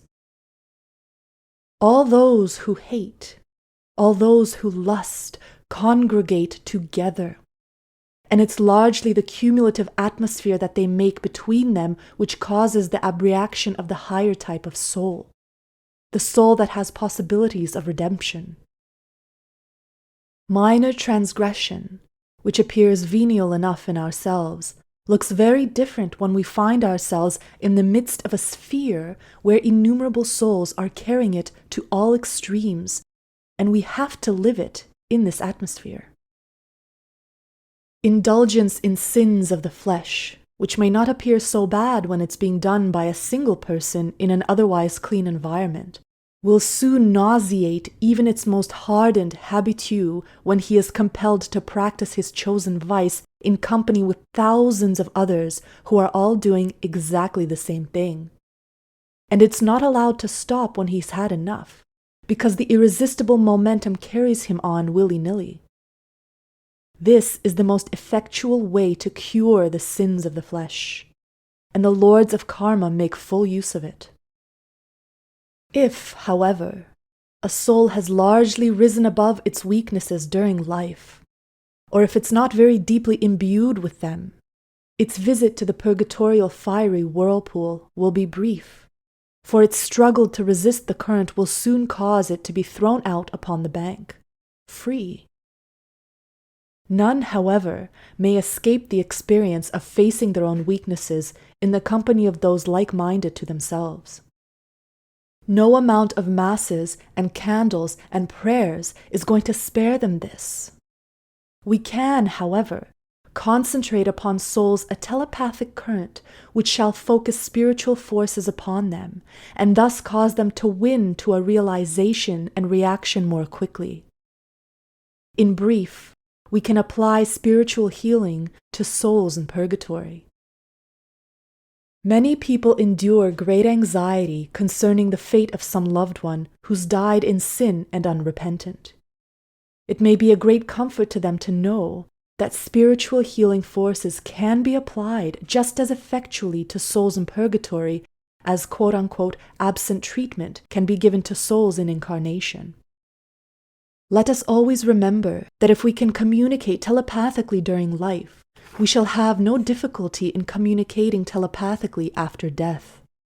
For if minds can communicate without material means while both are upon earth, the position will not be materially affected when one of the pair has no longer got material means wherewith to communicate, but has to rely exclusively upon the mind. One of the occult disciplines consists in reviewing each night the events of the day in reverse order, that is to say, from evening to morning. Although this may be a little confusing at first, for the mind naturally attempts to follow its habitual sequence of cause and effect, one soon becomes habituated to it and experiences no difficulty. There's a twofold reason for this operation. First is to accustom the mind to work out of its normal sequence and so enable it to penetrate the veil of birth and recover memories of past incarnations. The other is to keep karmic debt within bounds. By abreacting each day any errors we have made, we prevent our purgatorial debt from accumulating. Of course, if we merely abreact them each day and repeat them again the next, we're not doing ourselves very much good. For although we may have neutralized that particular portion of karma, we are acquiring plenty more of an even more unpleasant nature. For we're making sure of a place for ourselves in the hell reserved for hypocrites.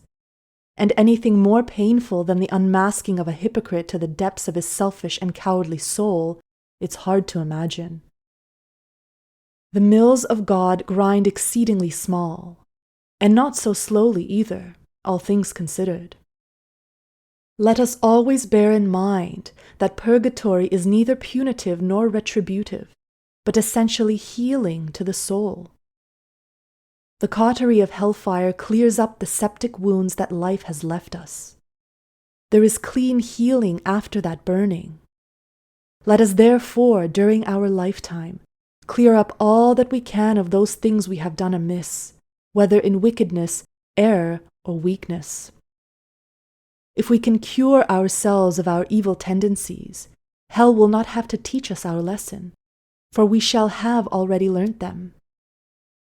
And finally, when our time comes to die, let us go over with courage, knowing that our evil dream will not last long. Going to our purgatory as we would go to the dentist, knowing that it's going to be more or less painful, but not more than flesh and blood can bear, and be none the worse for it. And let us, above all, realize that we are in skilled hands.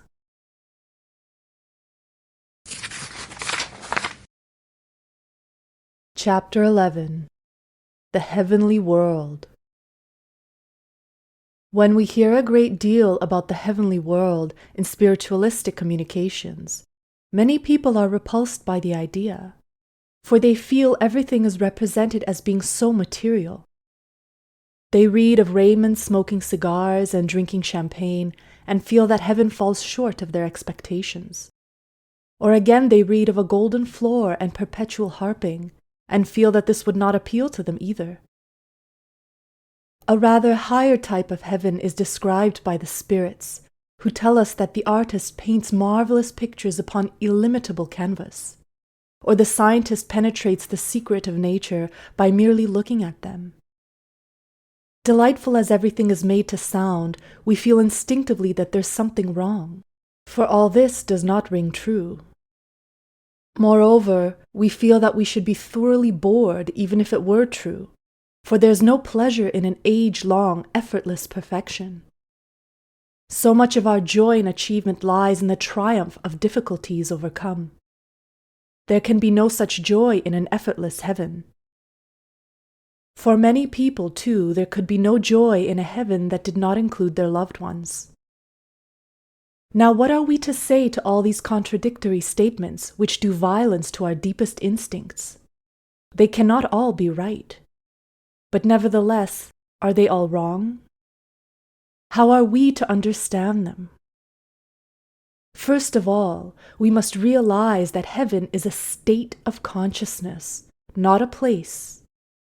Pure mind is independent of time and space, as we know by our dreams, whether the dream of sleep or the daydream.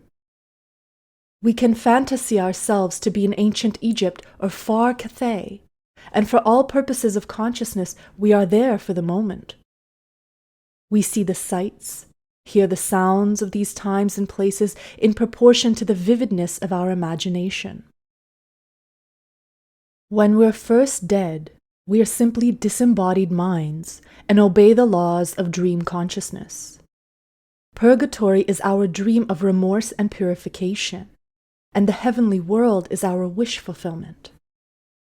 Freud tells the story of a little boy whose ration of cherries was limited by a careful mother, and who on awakening next morning announced, "Hermann has eaten all the cherries." His dream had fulfilled the ungratified wish of the previous day. So in the sleep of death, dreams that come to us during our heavenly world phase are wish fulfillments. But they are something more than the idle gratification of fancy. They arise from deep brooding of mind upon its hopes and ideals.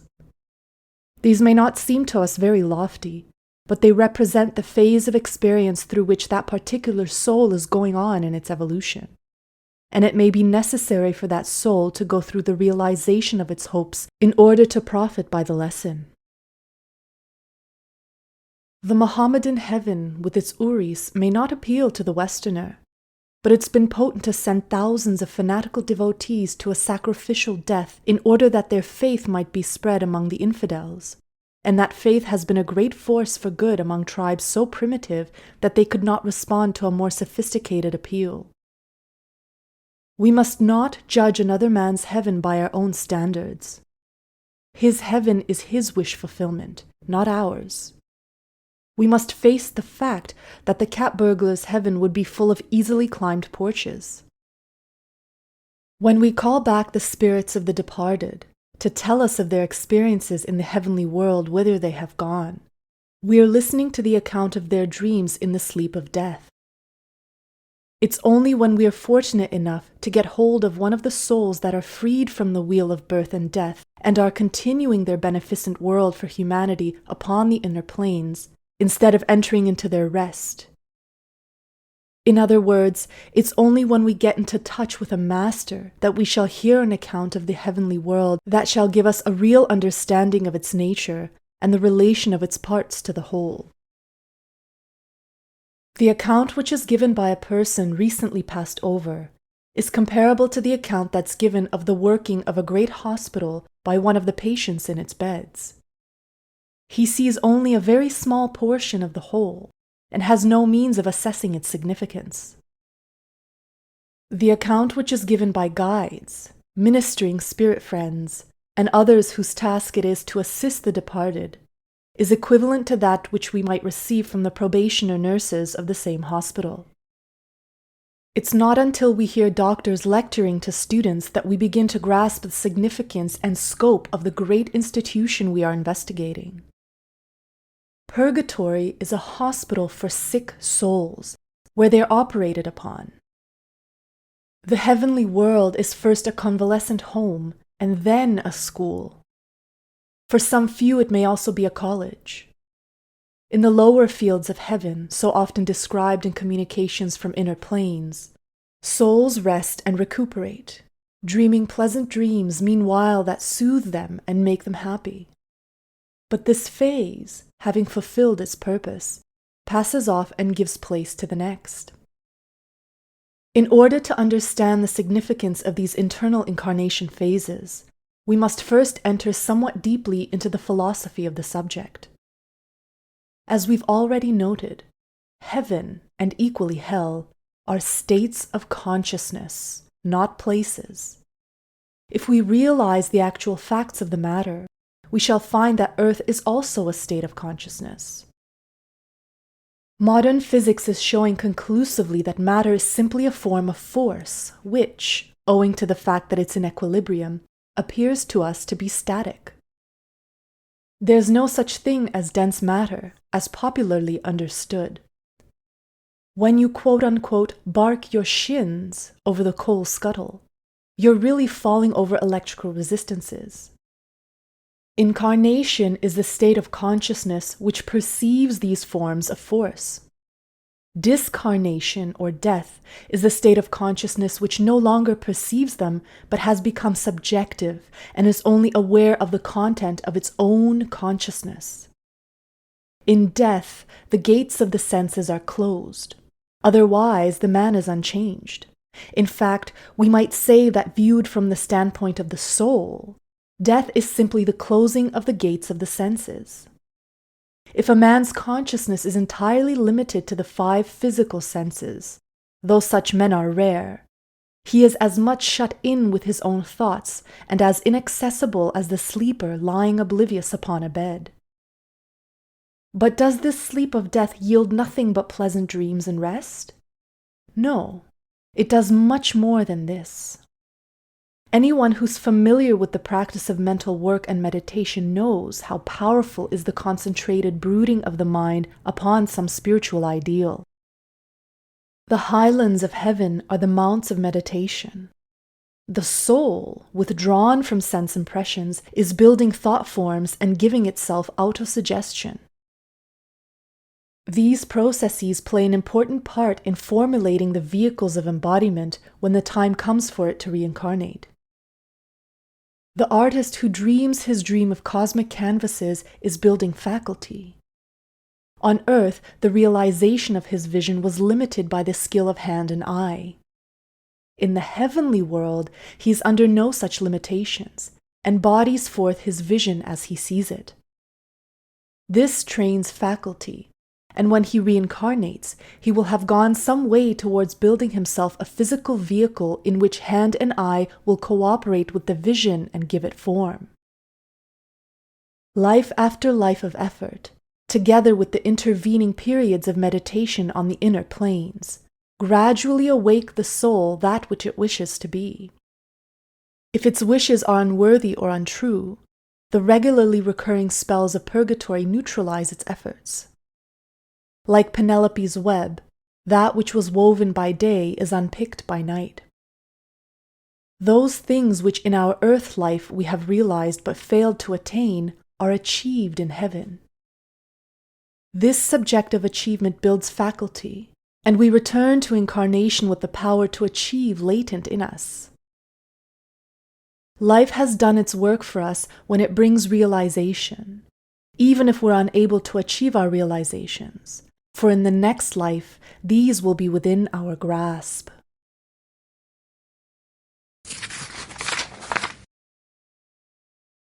Chapter 12.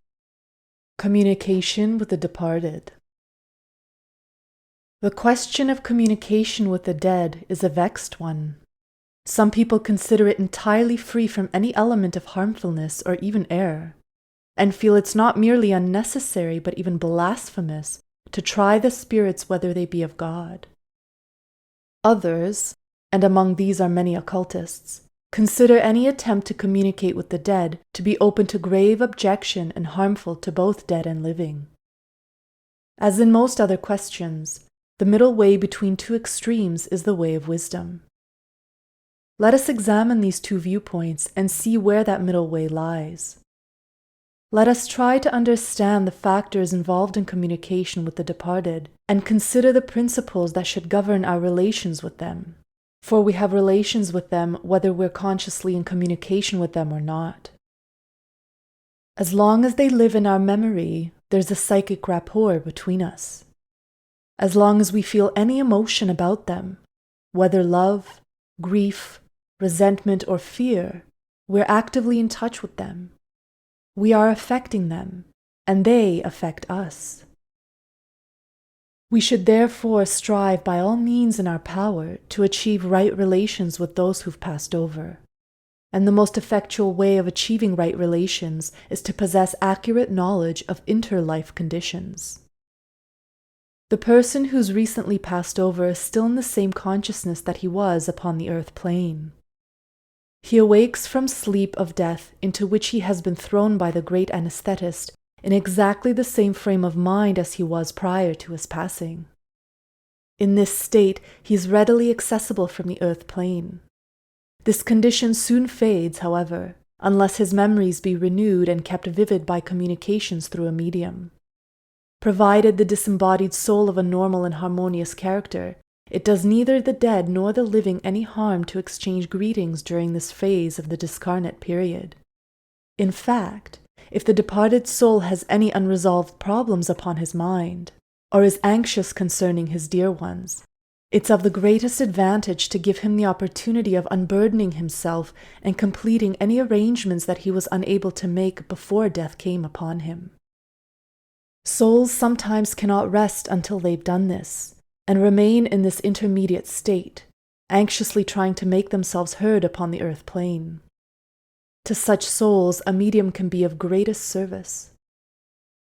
We must always remember, however, in dealing with the departed, that in a normal death process this phase is comparatively brief, a matter of months at most, and that if we keep the attention of disembodied souls focused upon the earth plane by continually calling upon them through a medium, he may fail to fall into the second sleep which heralds the second death. We may, in fact, cause him to develop astral insomnia, and he will quote-unquote walk, as the old phrase so expressively put it. It's possible for spirits to become earthbound simply because they're kept from the astral sleep too long, and adapt themselves to an intermediate condition, instead of going on with the death processes and attaining the next phase of interlife states. Generally speaking, while it may be justifiable to get through once or twice to those we love after they've passed over, it's inadvisable to keep on doing so because it's bad for both them and us. They, on their side, ought to be left in peace to get on with the tasks of their new life and to enter fully into its experiences. On our side, too, certain things have to be taken into consideration. Contact with non-physical states of existence has a peculiar effect upon the living, tending to draw them away from the plane of objective life and to discoordinate consciousness. This occurs even when the communicating entities are of the highest type, and it's well known by all who've had experience in the matter that precautions have to be taken to close the gates behind us each time we return after having issued forth from the house of flesh. People who are uninstructed in these matters do not understand either the necessity or technique of these processes. The medium of high type, who's working under good guides, is looked after by the guides themselves, who see to the closing of gates from their side of the veil. But the sitter who has no guides to protect her may go out from the séance room with her head whirling with the experiences she's been through, and, if susceptible, may even be in a semi-psychic state herself. To clairvoyant sight, she'll appear surrounded by a host of beings who've been attracted to her sphere during the séance, and who've not been dispersed at its closing. Trained psychics, be it noted, tend to forget their inner plane experiences as soon as the gates close behind them, and memory remains in abeyance until it's recalled by the concentration of thought once more upon the inner planes. It's very necessary to health and stability of the psychic that he should be able to keep the planes of consciousness strictly separated, and this is one of the first things he learns to do when taught the technique of the mysteries. The inexperienced sitter has no such technique and may have no one to advise her, and the consequences are apt to be unsatisfactory or even disastrous. She becomes incoordinated and unsettled upon the physical plane, credulity growing with what it feeds upon, until the bounds of rational living are overpassed and mental unbalance becomes apparent. The question of research by trained investigators is upon a different footing. For the most part, they're dealing with a different type of entity to those who come at the call of the bereaved. They're dealing with entities who are consciously and intelligently cooperating in the research, or who've come at the bidding of cooperating entities. Moreover, investigators, being experienced, know how to conduct their researches without injuring their communicators. It's a natural impulse for those who've lost a loved one to rush to any source that holds out a hope of renewed contact, but caution and discrimination are needed when doing so. It's not enough to obtain an evidential message. We must satisfy ourselves that we are obtaining it under conditions that will not injure either the dead nor the living. And these are conditions that have to be carefully observed with due regard to all circumstances of the case and temperament of the disembodied soul. The spiritualistic movement has rendered an incalculable service in bridging the gulf that used to separate living from the dead. The fact of the survival of bodily death has been established beyond any possible question by any reasonable person who will take the trouble to acquaint himself with the evidence. If we want to do the best thing possible for those who we love who've passed over, we'll accept the fact of survival upon the basis of evidence already available to us, and leave those we love to go on their way in peace. If all is not well with them, they themselves can take the necessary steps to get through to us. Let us leave the initiative with them. It's far better for all concerned not to call them back for any save the gravest reasons. On the other hand, if a psychic spontaneously informs us that someone wishes to get in touch with us and gives us clear evidence of the genuineness of the message, we should not hesitate to respond. But here again there's need of caution, human nature being what it is, for cases have been known of psychics who, whenever they hear of a death, take steps to get in touch with relatives and induce them to quote-unquote sit, at so much a sitting.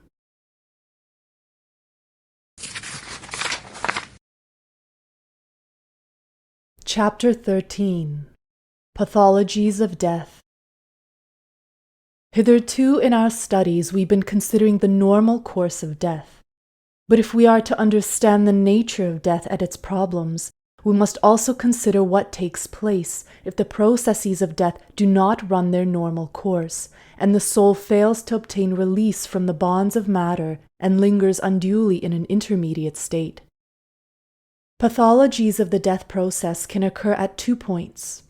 The state of mind of the person about to depart may be such as to prevent him from falling to the sleep of death, or, having passed out safely, may either refuse or be unable to pass on to the second death, and linger indefinitely in an intermediate state, becoming more and more abnormal as time goes. There are a number of different forms of each of these pathologies, which we must consider in detail. The subject is a terrible one, but the best way to overcome fear is to face it, and we never know when we may be brought face to face with these problems. The understanding of their nature robs them of the superstitious terror with which they are invested in popular thought, and brings them within the sphere of those things which we can face and deal with. The spirit in which a person faces death is all important in determining the harmony or otherwise of the death processes.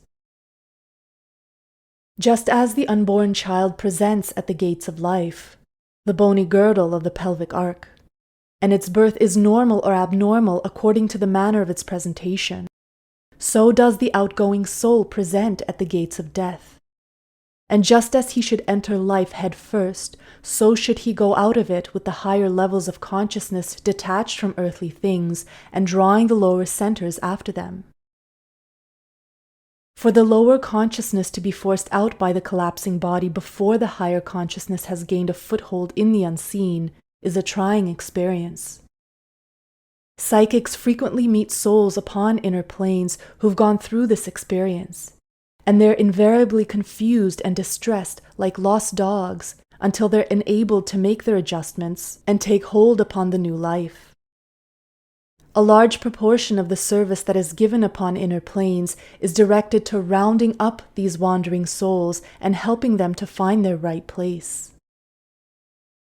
It's for this reason that the Church prays that we must be saved from sudden death, for the soul needs to make its preparations before withdrawing from the body.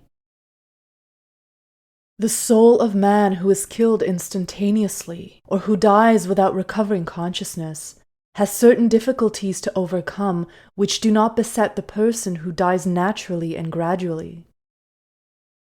There are those upon the inner planes, however, whose work it is to deal with innocent souls thus flung violently out of life, and to minimize their distress. Psychics tell us that these watchers hover like hawks in the hither hereafter, watching for outcoming souls, and going on swift wing to those who show any signs of distress. It's rare that souls come out into the next life who've not got some friend who's already passed over to welcome them. But if they have to be ejected violently, as it were, from the plane of earth, and are thrust out backwards, struggling and resisting, their faces are turned towards the plane which they have left, and they cannot be induced to turn around and look towards the plane upon which they are entering. It's a case of malpresentation upon the plane of death, and skilled care is needed to restore normality. The man who fears death greatly is liable thus to malpresent, and he is born into the next life with suffering, difficulty, and danger. If he fights up to his last breath, the great anaesthetist may be unable to get in his merciful work, and that soul goes through the death process in full consciousness. Such souls generally fail to realize that they've died. They're accustomed to look upon death as synonymous with the extinction of consciousness. And if they find that they've not lost consciousness and still retain, in their own imagination at any rate, the same body they've always had, though devoid of sensation or weight, it takes some persuasion to convince them that they've passed through the gates of death and are disembodied. They see themselves still as having their accustomed form, and they cannot be made to realize that it's only a thought form in their own imagination, and that nobody else can see it unless he is psychic. They naturally associate this form with their familiar haunts, and because they think of themselves as being there, ipso facto, they are there, and can be perceived by psychics and sensed by any of their friends who are at all sensitive, often with very unfortunate results. The person who sees death coming, however, knows what to expect, and when he wakes from sleep of death, he's prepared to find himself without his physical body, and so has no difficulty in making his adjustment. In fact, people who've been to the very verge of death and returned again have often reported that when they recovered consciousness, they were amazed to find that they were alive, and at first could not be convinced that they'd not died. The dead man who does not know he's dead naturally receives a shock when he finds that he's impalpable to those with whom he expects to be able to get in touch. He speaks to the watchers at the bedside, and they do not answer him. He stretches out a hand to touch them and attract their attention, and it passes right through the shoulder upon which he would lay it. To him, they are ghosts, and he's overwhelmed with bewilderment. He wanders from place to place of his familiar haunts, seeking to accost those he knows, but they turn a deaf ear to him. Presently, however, he may find one who, being psychic, may be aware of his presence. Now we come to an important question, especially important for the readers of these pages, who, being interested in these subjects and giving them their attention, are generally in possession of some degree at least of awareness of the unseen, often, in fact, more than they realize. They've got to be extremely careful how they deal with the panic-stricken, disembodied soul. Or they may find themselves in the same situation as the would-be rescuer of the drowning. The wisest thing they can do, unless they're experienced psychics, is to refuse to attempt a rescue for which they are ill-equipped, and to go quickly to fetch help, asking the services of some person or group with the necessary knowledge who will take the wandering soul in hand and help him to adjust himself and go on with death's journey into the fuller light. For remember this: once a soul has crossed the great divide, the way of light lies ahead, not behind. The one thing to do is to thrust him off the earth plane, and by all means in our power to prevent him from obtaining a foothold upon that dark and slippery shore that leads down to the waters of Lethe. Make him turn around and swim to the other bank, whether he likes it or not. It's the kindest thing to do, however he may cry out against it, and the swim is well within his powers if he will but try. With each stroke that takes him away from the dark shore of death in life, he's nearer to the life after death. He's struggling from darkness to dawn, and the way becomes brighter as he advances. Do not let us fear the dead when they come to us, but do not let us allow a panic-stricken, disembodied entity to clutch us around the neck, like a drowning man, in its efforts to remain on the plane of form. Cowardice of a departed soul may evoke our pity, but it cannot command our sympathy, and we ought not to pander to it. To do so is not to help him, but to condemn him to a terrible fate, the fate of the earthbound. At all costs, he must be made to let go of his hold on the plane of form, and induced to set out upon his journey to the great light, which shall enlighten even his darkest consciousness. The man who dies an accidental death, passing suddenly out of life in the full possession of his faculties, is usually dazed, but not distressed, because death has come so quickly. He feels nothing, and his mind is more or less a blank, or working very slowly and disconnectedly. Newspapers often remark upon the extraordinary fortitude of those who've been severely injured in an accident. Anyone who's ever been in accident knows that the shock is its own anesthetic, and the pain and collapse do not come till later.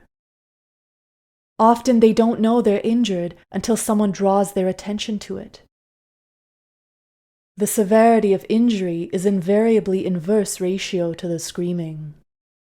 In some cases of head injury, a person will linger for days or even weeks before finally passing out. In such cases, they're for the most part as deeply unconscious upon inner planes as they are upon the physical plane. But towards the end of time, when the body is getting ready to set the soul free, There may be brief periods of dream in which they glimpse the inner planes more or less dimly. In such a case, the outgoing soul can be greatly helped by the rites of the dying, even if unconscious, and there should be prayer at the bedside if possible, even when there's deep unconsciousness, and this should be kept up until they breathe their last. If unable to be present at the bedside in the flesh, imagine yourself to be there, and you will be present in spirit, and the outgoing soul, waking to psychic consciousness, will see you, even if the bystanders do not. A great deal of help can be given in this way, and the soul is prepared subconsciously for departure, even when there can be no conscious preparation.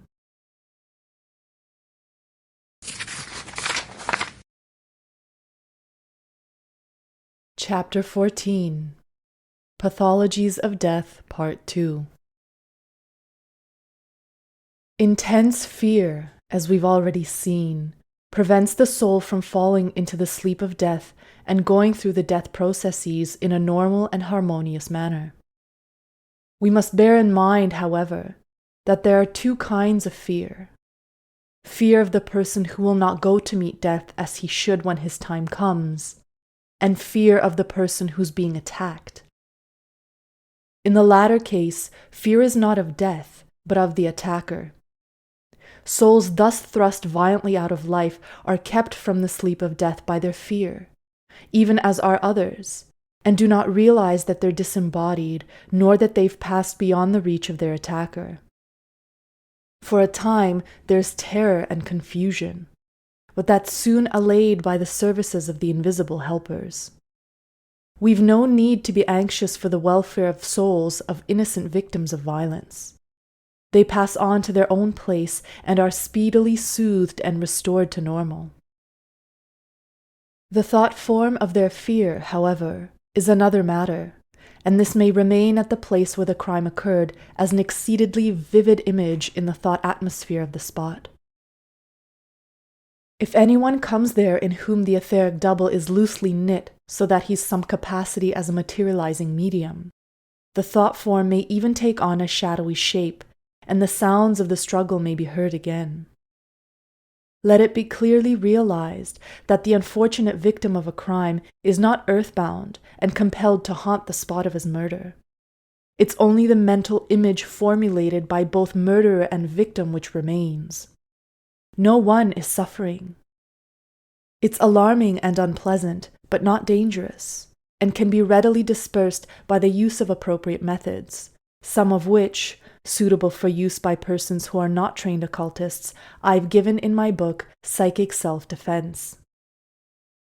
The practice of holding a service on the spot where a violent death took place is also of greatest value, for it breaks up any thought forms that may have been left behind in the reflecting ether. Firstly, it enables the thought to be concentrated for meditation much more effectually than can be done if there's no focusing point for the mind to center upon.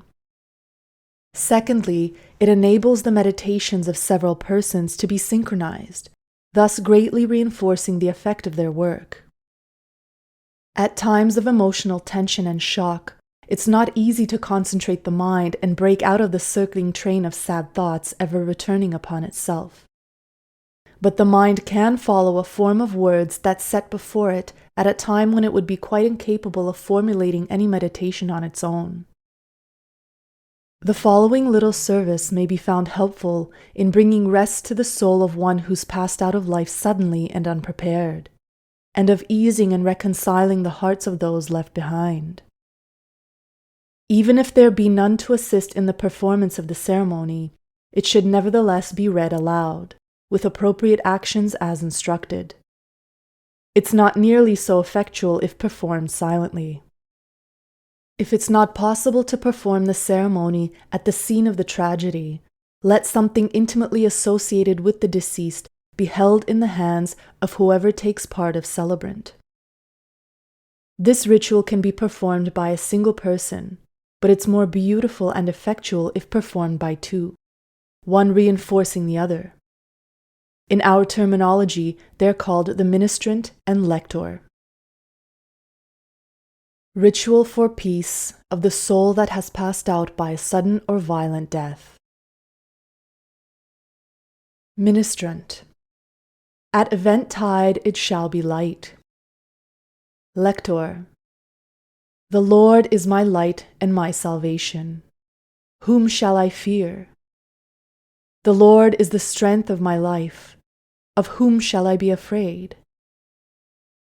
Though a host should encamp against me, my heart shall not fear. Though war should arise against me, in this will I be content. I'd fainted unless I'd believed to see the goodness of the Lord in the land of the ever-living. Wait upon the Lord, be of good courage, and he shall strengthen thy heart. Wait, I say, upon the Lord. Hymn 193. Hymns A and M. Jesu, lover of my soul. Ministrant, parentheses, kneeling. All-loving and heavenly Father, look down upon our grief for one of those taken suddenly from us in the midst of life, and strengthen us that we may have courage and confidence in thine unfailing mercy. All. Amen. Ministrant, parentheses, raising right hand as in calling attention, and pressing to his breast the relic of the departed held in the left hand. Let us now summon our friend, parentheses, give full name, to join in our service, with us adoring the all-merciful Father for us all. Parentheses. All present visualize the deceased standing facing the ministrant. Ministrant. Let us pray. All, parentheses, kneeling and visualizing the deceased kneeling with them. Jesus, Son of Mary, have mercy upon us. Christ, Son of God, have mercy upon us. Jesus, Son of Mary, have mercy upon us. Ministrant. O Master Jesus, Lord of love and compassion, who didst descend into the place of death and preach to the spirits in prison, take, we beseech thee, the soul of our dear one into thy loving care.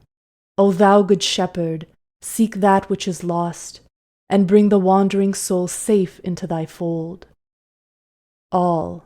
Amen. Ministrant. Let us all join in the Lord's Prayer. All. Our Father. Lector. Jesus saith, Come unto me, all ye that labor and are heavy laden, and I will give you rest. Verily, verily I say unto you, the hour is coming, and now is, when the dead shall hear the voice of the Son of God, and they that hear shall live. The people that sat in darkness saw a great light, and to them that sat in the region and shadow of death, light is sprung up. Ministrant. O Father of lights, in whom is no darkness nor shadow of turning, send, we beseech thee, the angels of thy presence to minister our beloved one, who passed through the gates of death unprepared, that he may not wander as a sheep lost upon the mountains, but be gathered safely into the fold of thy Son, our Saviour, Jesus Christ. All. Amen. Hymn 223, parentheses A and M, quote, Hark, hark, my soul, angelic songs are swelling. Ministrant, parentheses kneeling. Lord, now suffer thou thy servant to depart in peace, according to thy word, that he may enter into thy rest until it shall please thee to bid him go forth again in thy service. All. Amen.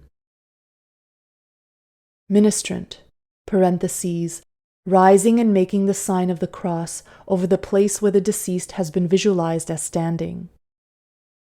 Depart in peace, beloved friend, marked with the sign of Christ. Hymn 300, parentheses A and M, quotation, All hail the power of Jesus' name. Ministrant. Let the peace of God be upon us all till the day dawn and the shadows flee away. All. Amen. There are certain points to be observed if this ceremony is to be magically efficacious. Firstly, there must be some link with the departed, and this link can be of various forms. It may be the link of place, when the ceremony is performed at the site of the tragedy, or it may be the link of time when it's performed on the anniversary of the tragedy, or it may be what is known to occultists as a magnetic link, that is to say, some object intimately associated with the departed, which is charged with his magnetism, and which has not been handled by other people since he used it last. The most efficacious method is to employ at least 2 of these links simultaneously. All who take part in the ceremony should visualize the departed as standing on a particular spot, and imagine him entering into the ritual of service, kneeling when they kneel, and praying with them. This builds up a thought form which provides a point of contact with the departed spirit. It's not designed to procure a materialization, for this would be undesirable, but it's essential to the efficacy of the operation to obtain the presence of the departed.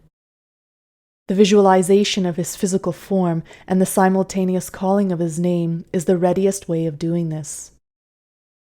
This method should only be used when it's desired to get in touch with a departed soul, which may be wandering on the astral plane, in order to enable it to pass onward upon its journey and complete the process of departure which the violent and unprepared death may have disorganized. To employ it to induce the departed soul to return again and again to comfort us in our affliction is unjustifiable, for it's very harmful to the soul to be thus held to the earth's sphere. His condition may be likened to that of a man who's attempted to leap across a stream and has missed his footing and fallen into the mud and reeds of the nearer bank. We call to him, attract his attention, and reach him a hand and pull him back to the shore again. But we only do this in order that we may be able to give him a fresh start. If, having grasped his hand, we cling to it, we should thwart his purpose. Once he's been enabled to gather himself together upon firm ground, he's able to take a run and leap. At this time he should land safely on the further bank. It must be clearly realized that the dead man, once he's quitted his house of flesh, must at all costs go on and complete his journey before the night of the soul overtakes him. If we delay him unduly by constantly recalling him to contact with the earth plane, we expose him to the worst evil that can possibly befall him, the state which, by occultists, is called death in life, and by spiritualists, earthbound.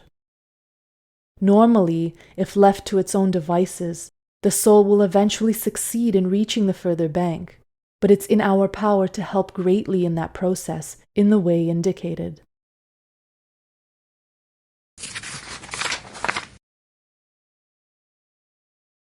Chapter 15. How the Adept Meets Death. It's a maxim of the path that those who've overcome are known by their serenity. The adept dies as he's lived, serenely. Death has no terrors for the man who knows the actuality of reincarnation through his own memories of past lives. He's died many times before, and the process is familiar to him. He's accustomed daily to withdraw consciousness from the brain and enter into the higher self in meditation. He knows that the time has now come to go out through that familiar gate and close it behind him, returning not again. Through long years of discipline upon the path to adepthood, he's been laying up in treasure in heaven. He's accustomed to think of himself as a spirit, not a physical body. For him, the body is but an observation post which he's constructed for himself upon the plane of earth. He knows that the call to withdraw has come to him for one of 2 reasons. His physical body may no longer be a serviceable machine, and it's better and cheaper to scrap it and get a new one than to patch up that which is past repair. Or it may be that he's completed his task upon earth and is summoned to go up higher. He accepts death freely and without cavilling, for he knows that if it were not for his master's command that called him forth, all powers of death and hell could not prevail to drive him out of his habituation of flesh. As he awaits the processes of the body that shall open the gates to him, he sinks deeper into meditation, seeking to distill the essence of life's experiences, observing the lessons it has set him, noting those he's learned and those which are as yet imperfectly acquired, and striving by intensive effort to complete his realization of those lessons before the time comes for his departure. Soon he'll know whether he's completed his task or whether he's destined to return to earth again to finish his work. If he finds that earth life is not yet finished for him and that he is to return, he'll bend his energies to the task of constructing the archetype of the etheric mold which is to give form to his body and direction to his destiny when he comes once more to earth. He endeavors to engrave upon the seed atom the memory of the mysteries wherein he's been initiated, thereby surrounding it with those trailing clouds of glory with which the initiate soul is invested when it passes out once more through those gates which when seen from above are the gates of birth, and when seen from below are the gates of death. Clearly and persistently he formulates his ideal so that his soul, when it goes forth, shall be directed towards its goal and not wander aimlessly in the other world. He knows that within a cycle of 3 lives he has complete free will. If this life has borne fruits of past endeavors, then he may count with reasonable certainty upon the next life seeing the achievement of his aim. As soon as he finds that his grip upon this life is loosening, the adept is preparing for the next life.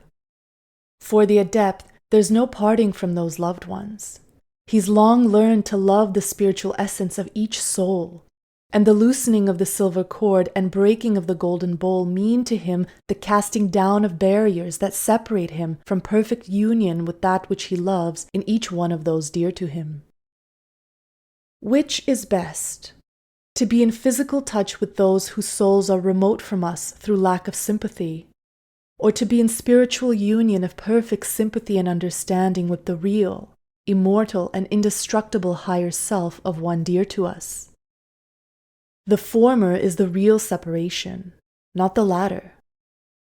Those who have higher consciousness can commune together independently of the body while they're still in this earth life, and death only increases their faculty of communication.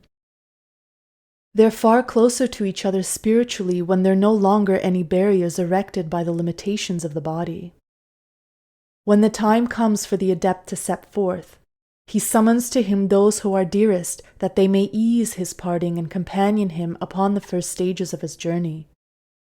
Those who can come in the flesh gather about him. Those who cannot come thither in the astral projection. And those who've gone on ahead through the gates are summoned also that they may return and await him upon the threshold. This magic circle is drawn about him, sealed at the 4 quadrants with the names of the 4 mighty archangels, and candles bum at the head and foot. All sit silent in meditation while the dying man treads once more the path of withdrawing, the path of symbol vision that he's trodden so often when rising on the plants. As he withdraws, the gates swing softly for his passage, and those who are watching see in spirit vision the coming of a mighty one to meet him, the archangel of his order. A light shines about the bed like the last ray of the setting sun darting from under a cloud, clearly visible even to the physical eye, and the soul of the adept is gone. It is the promise of the mysteries to their initiates that they shall go through the gates of death in full consciousness and be met by the great initiator. It's also the privilege of those of his brethren who companion the initiate upon his last journey that they too shall stand upon the threshold and look beyond into the hereafter and see for themselves the path they will follow when their time comes.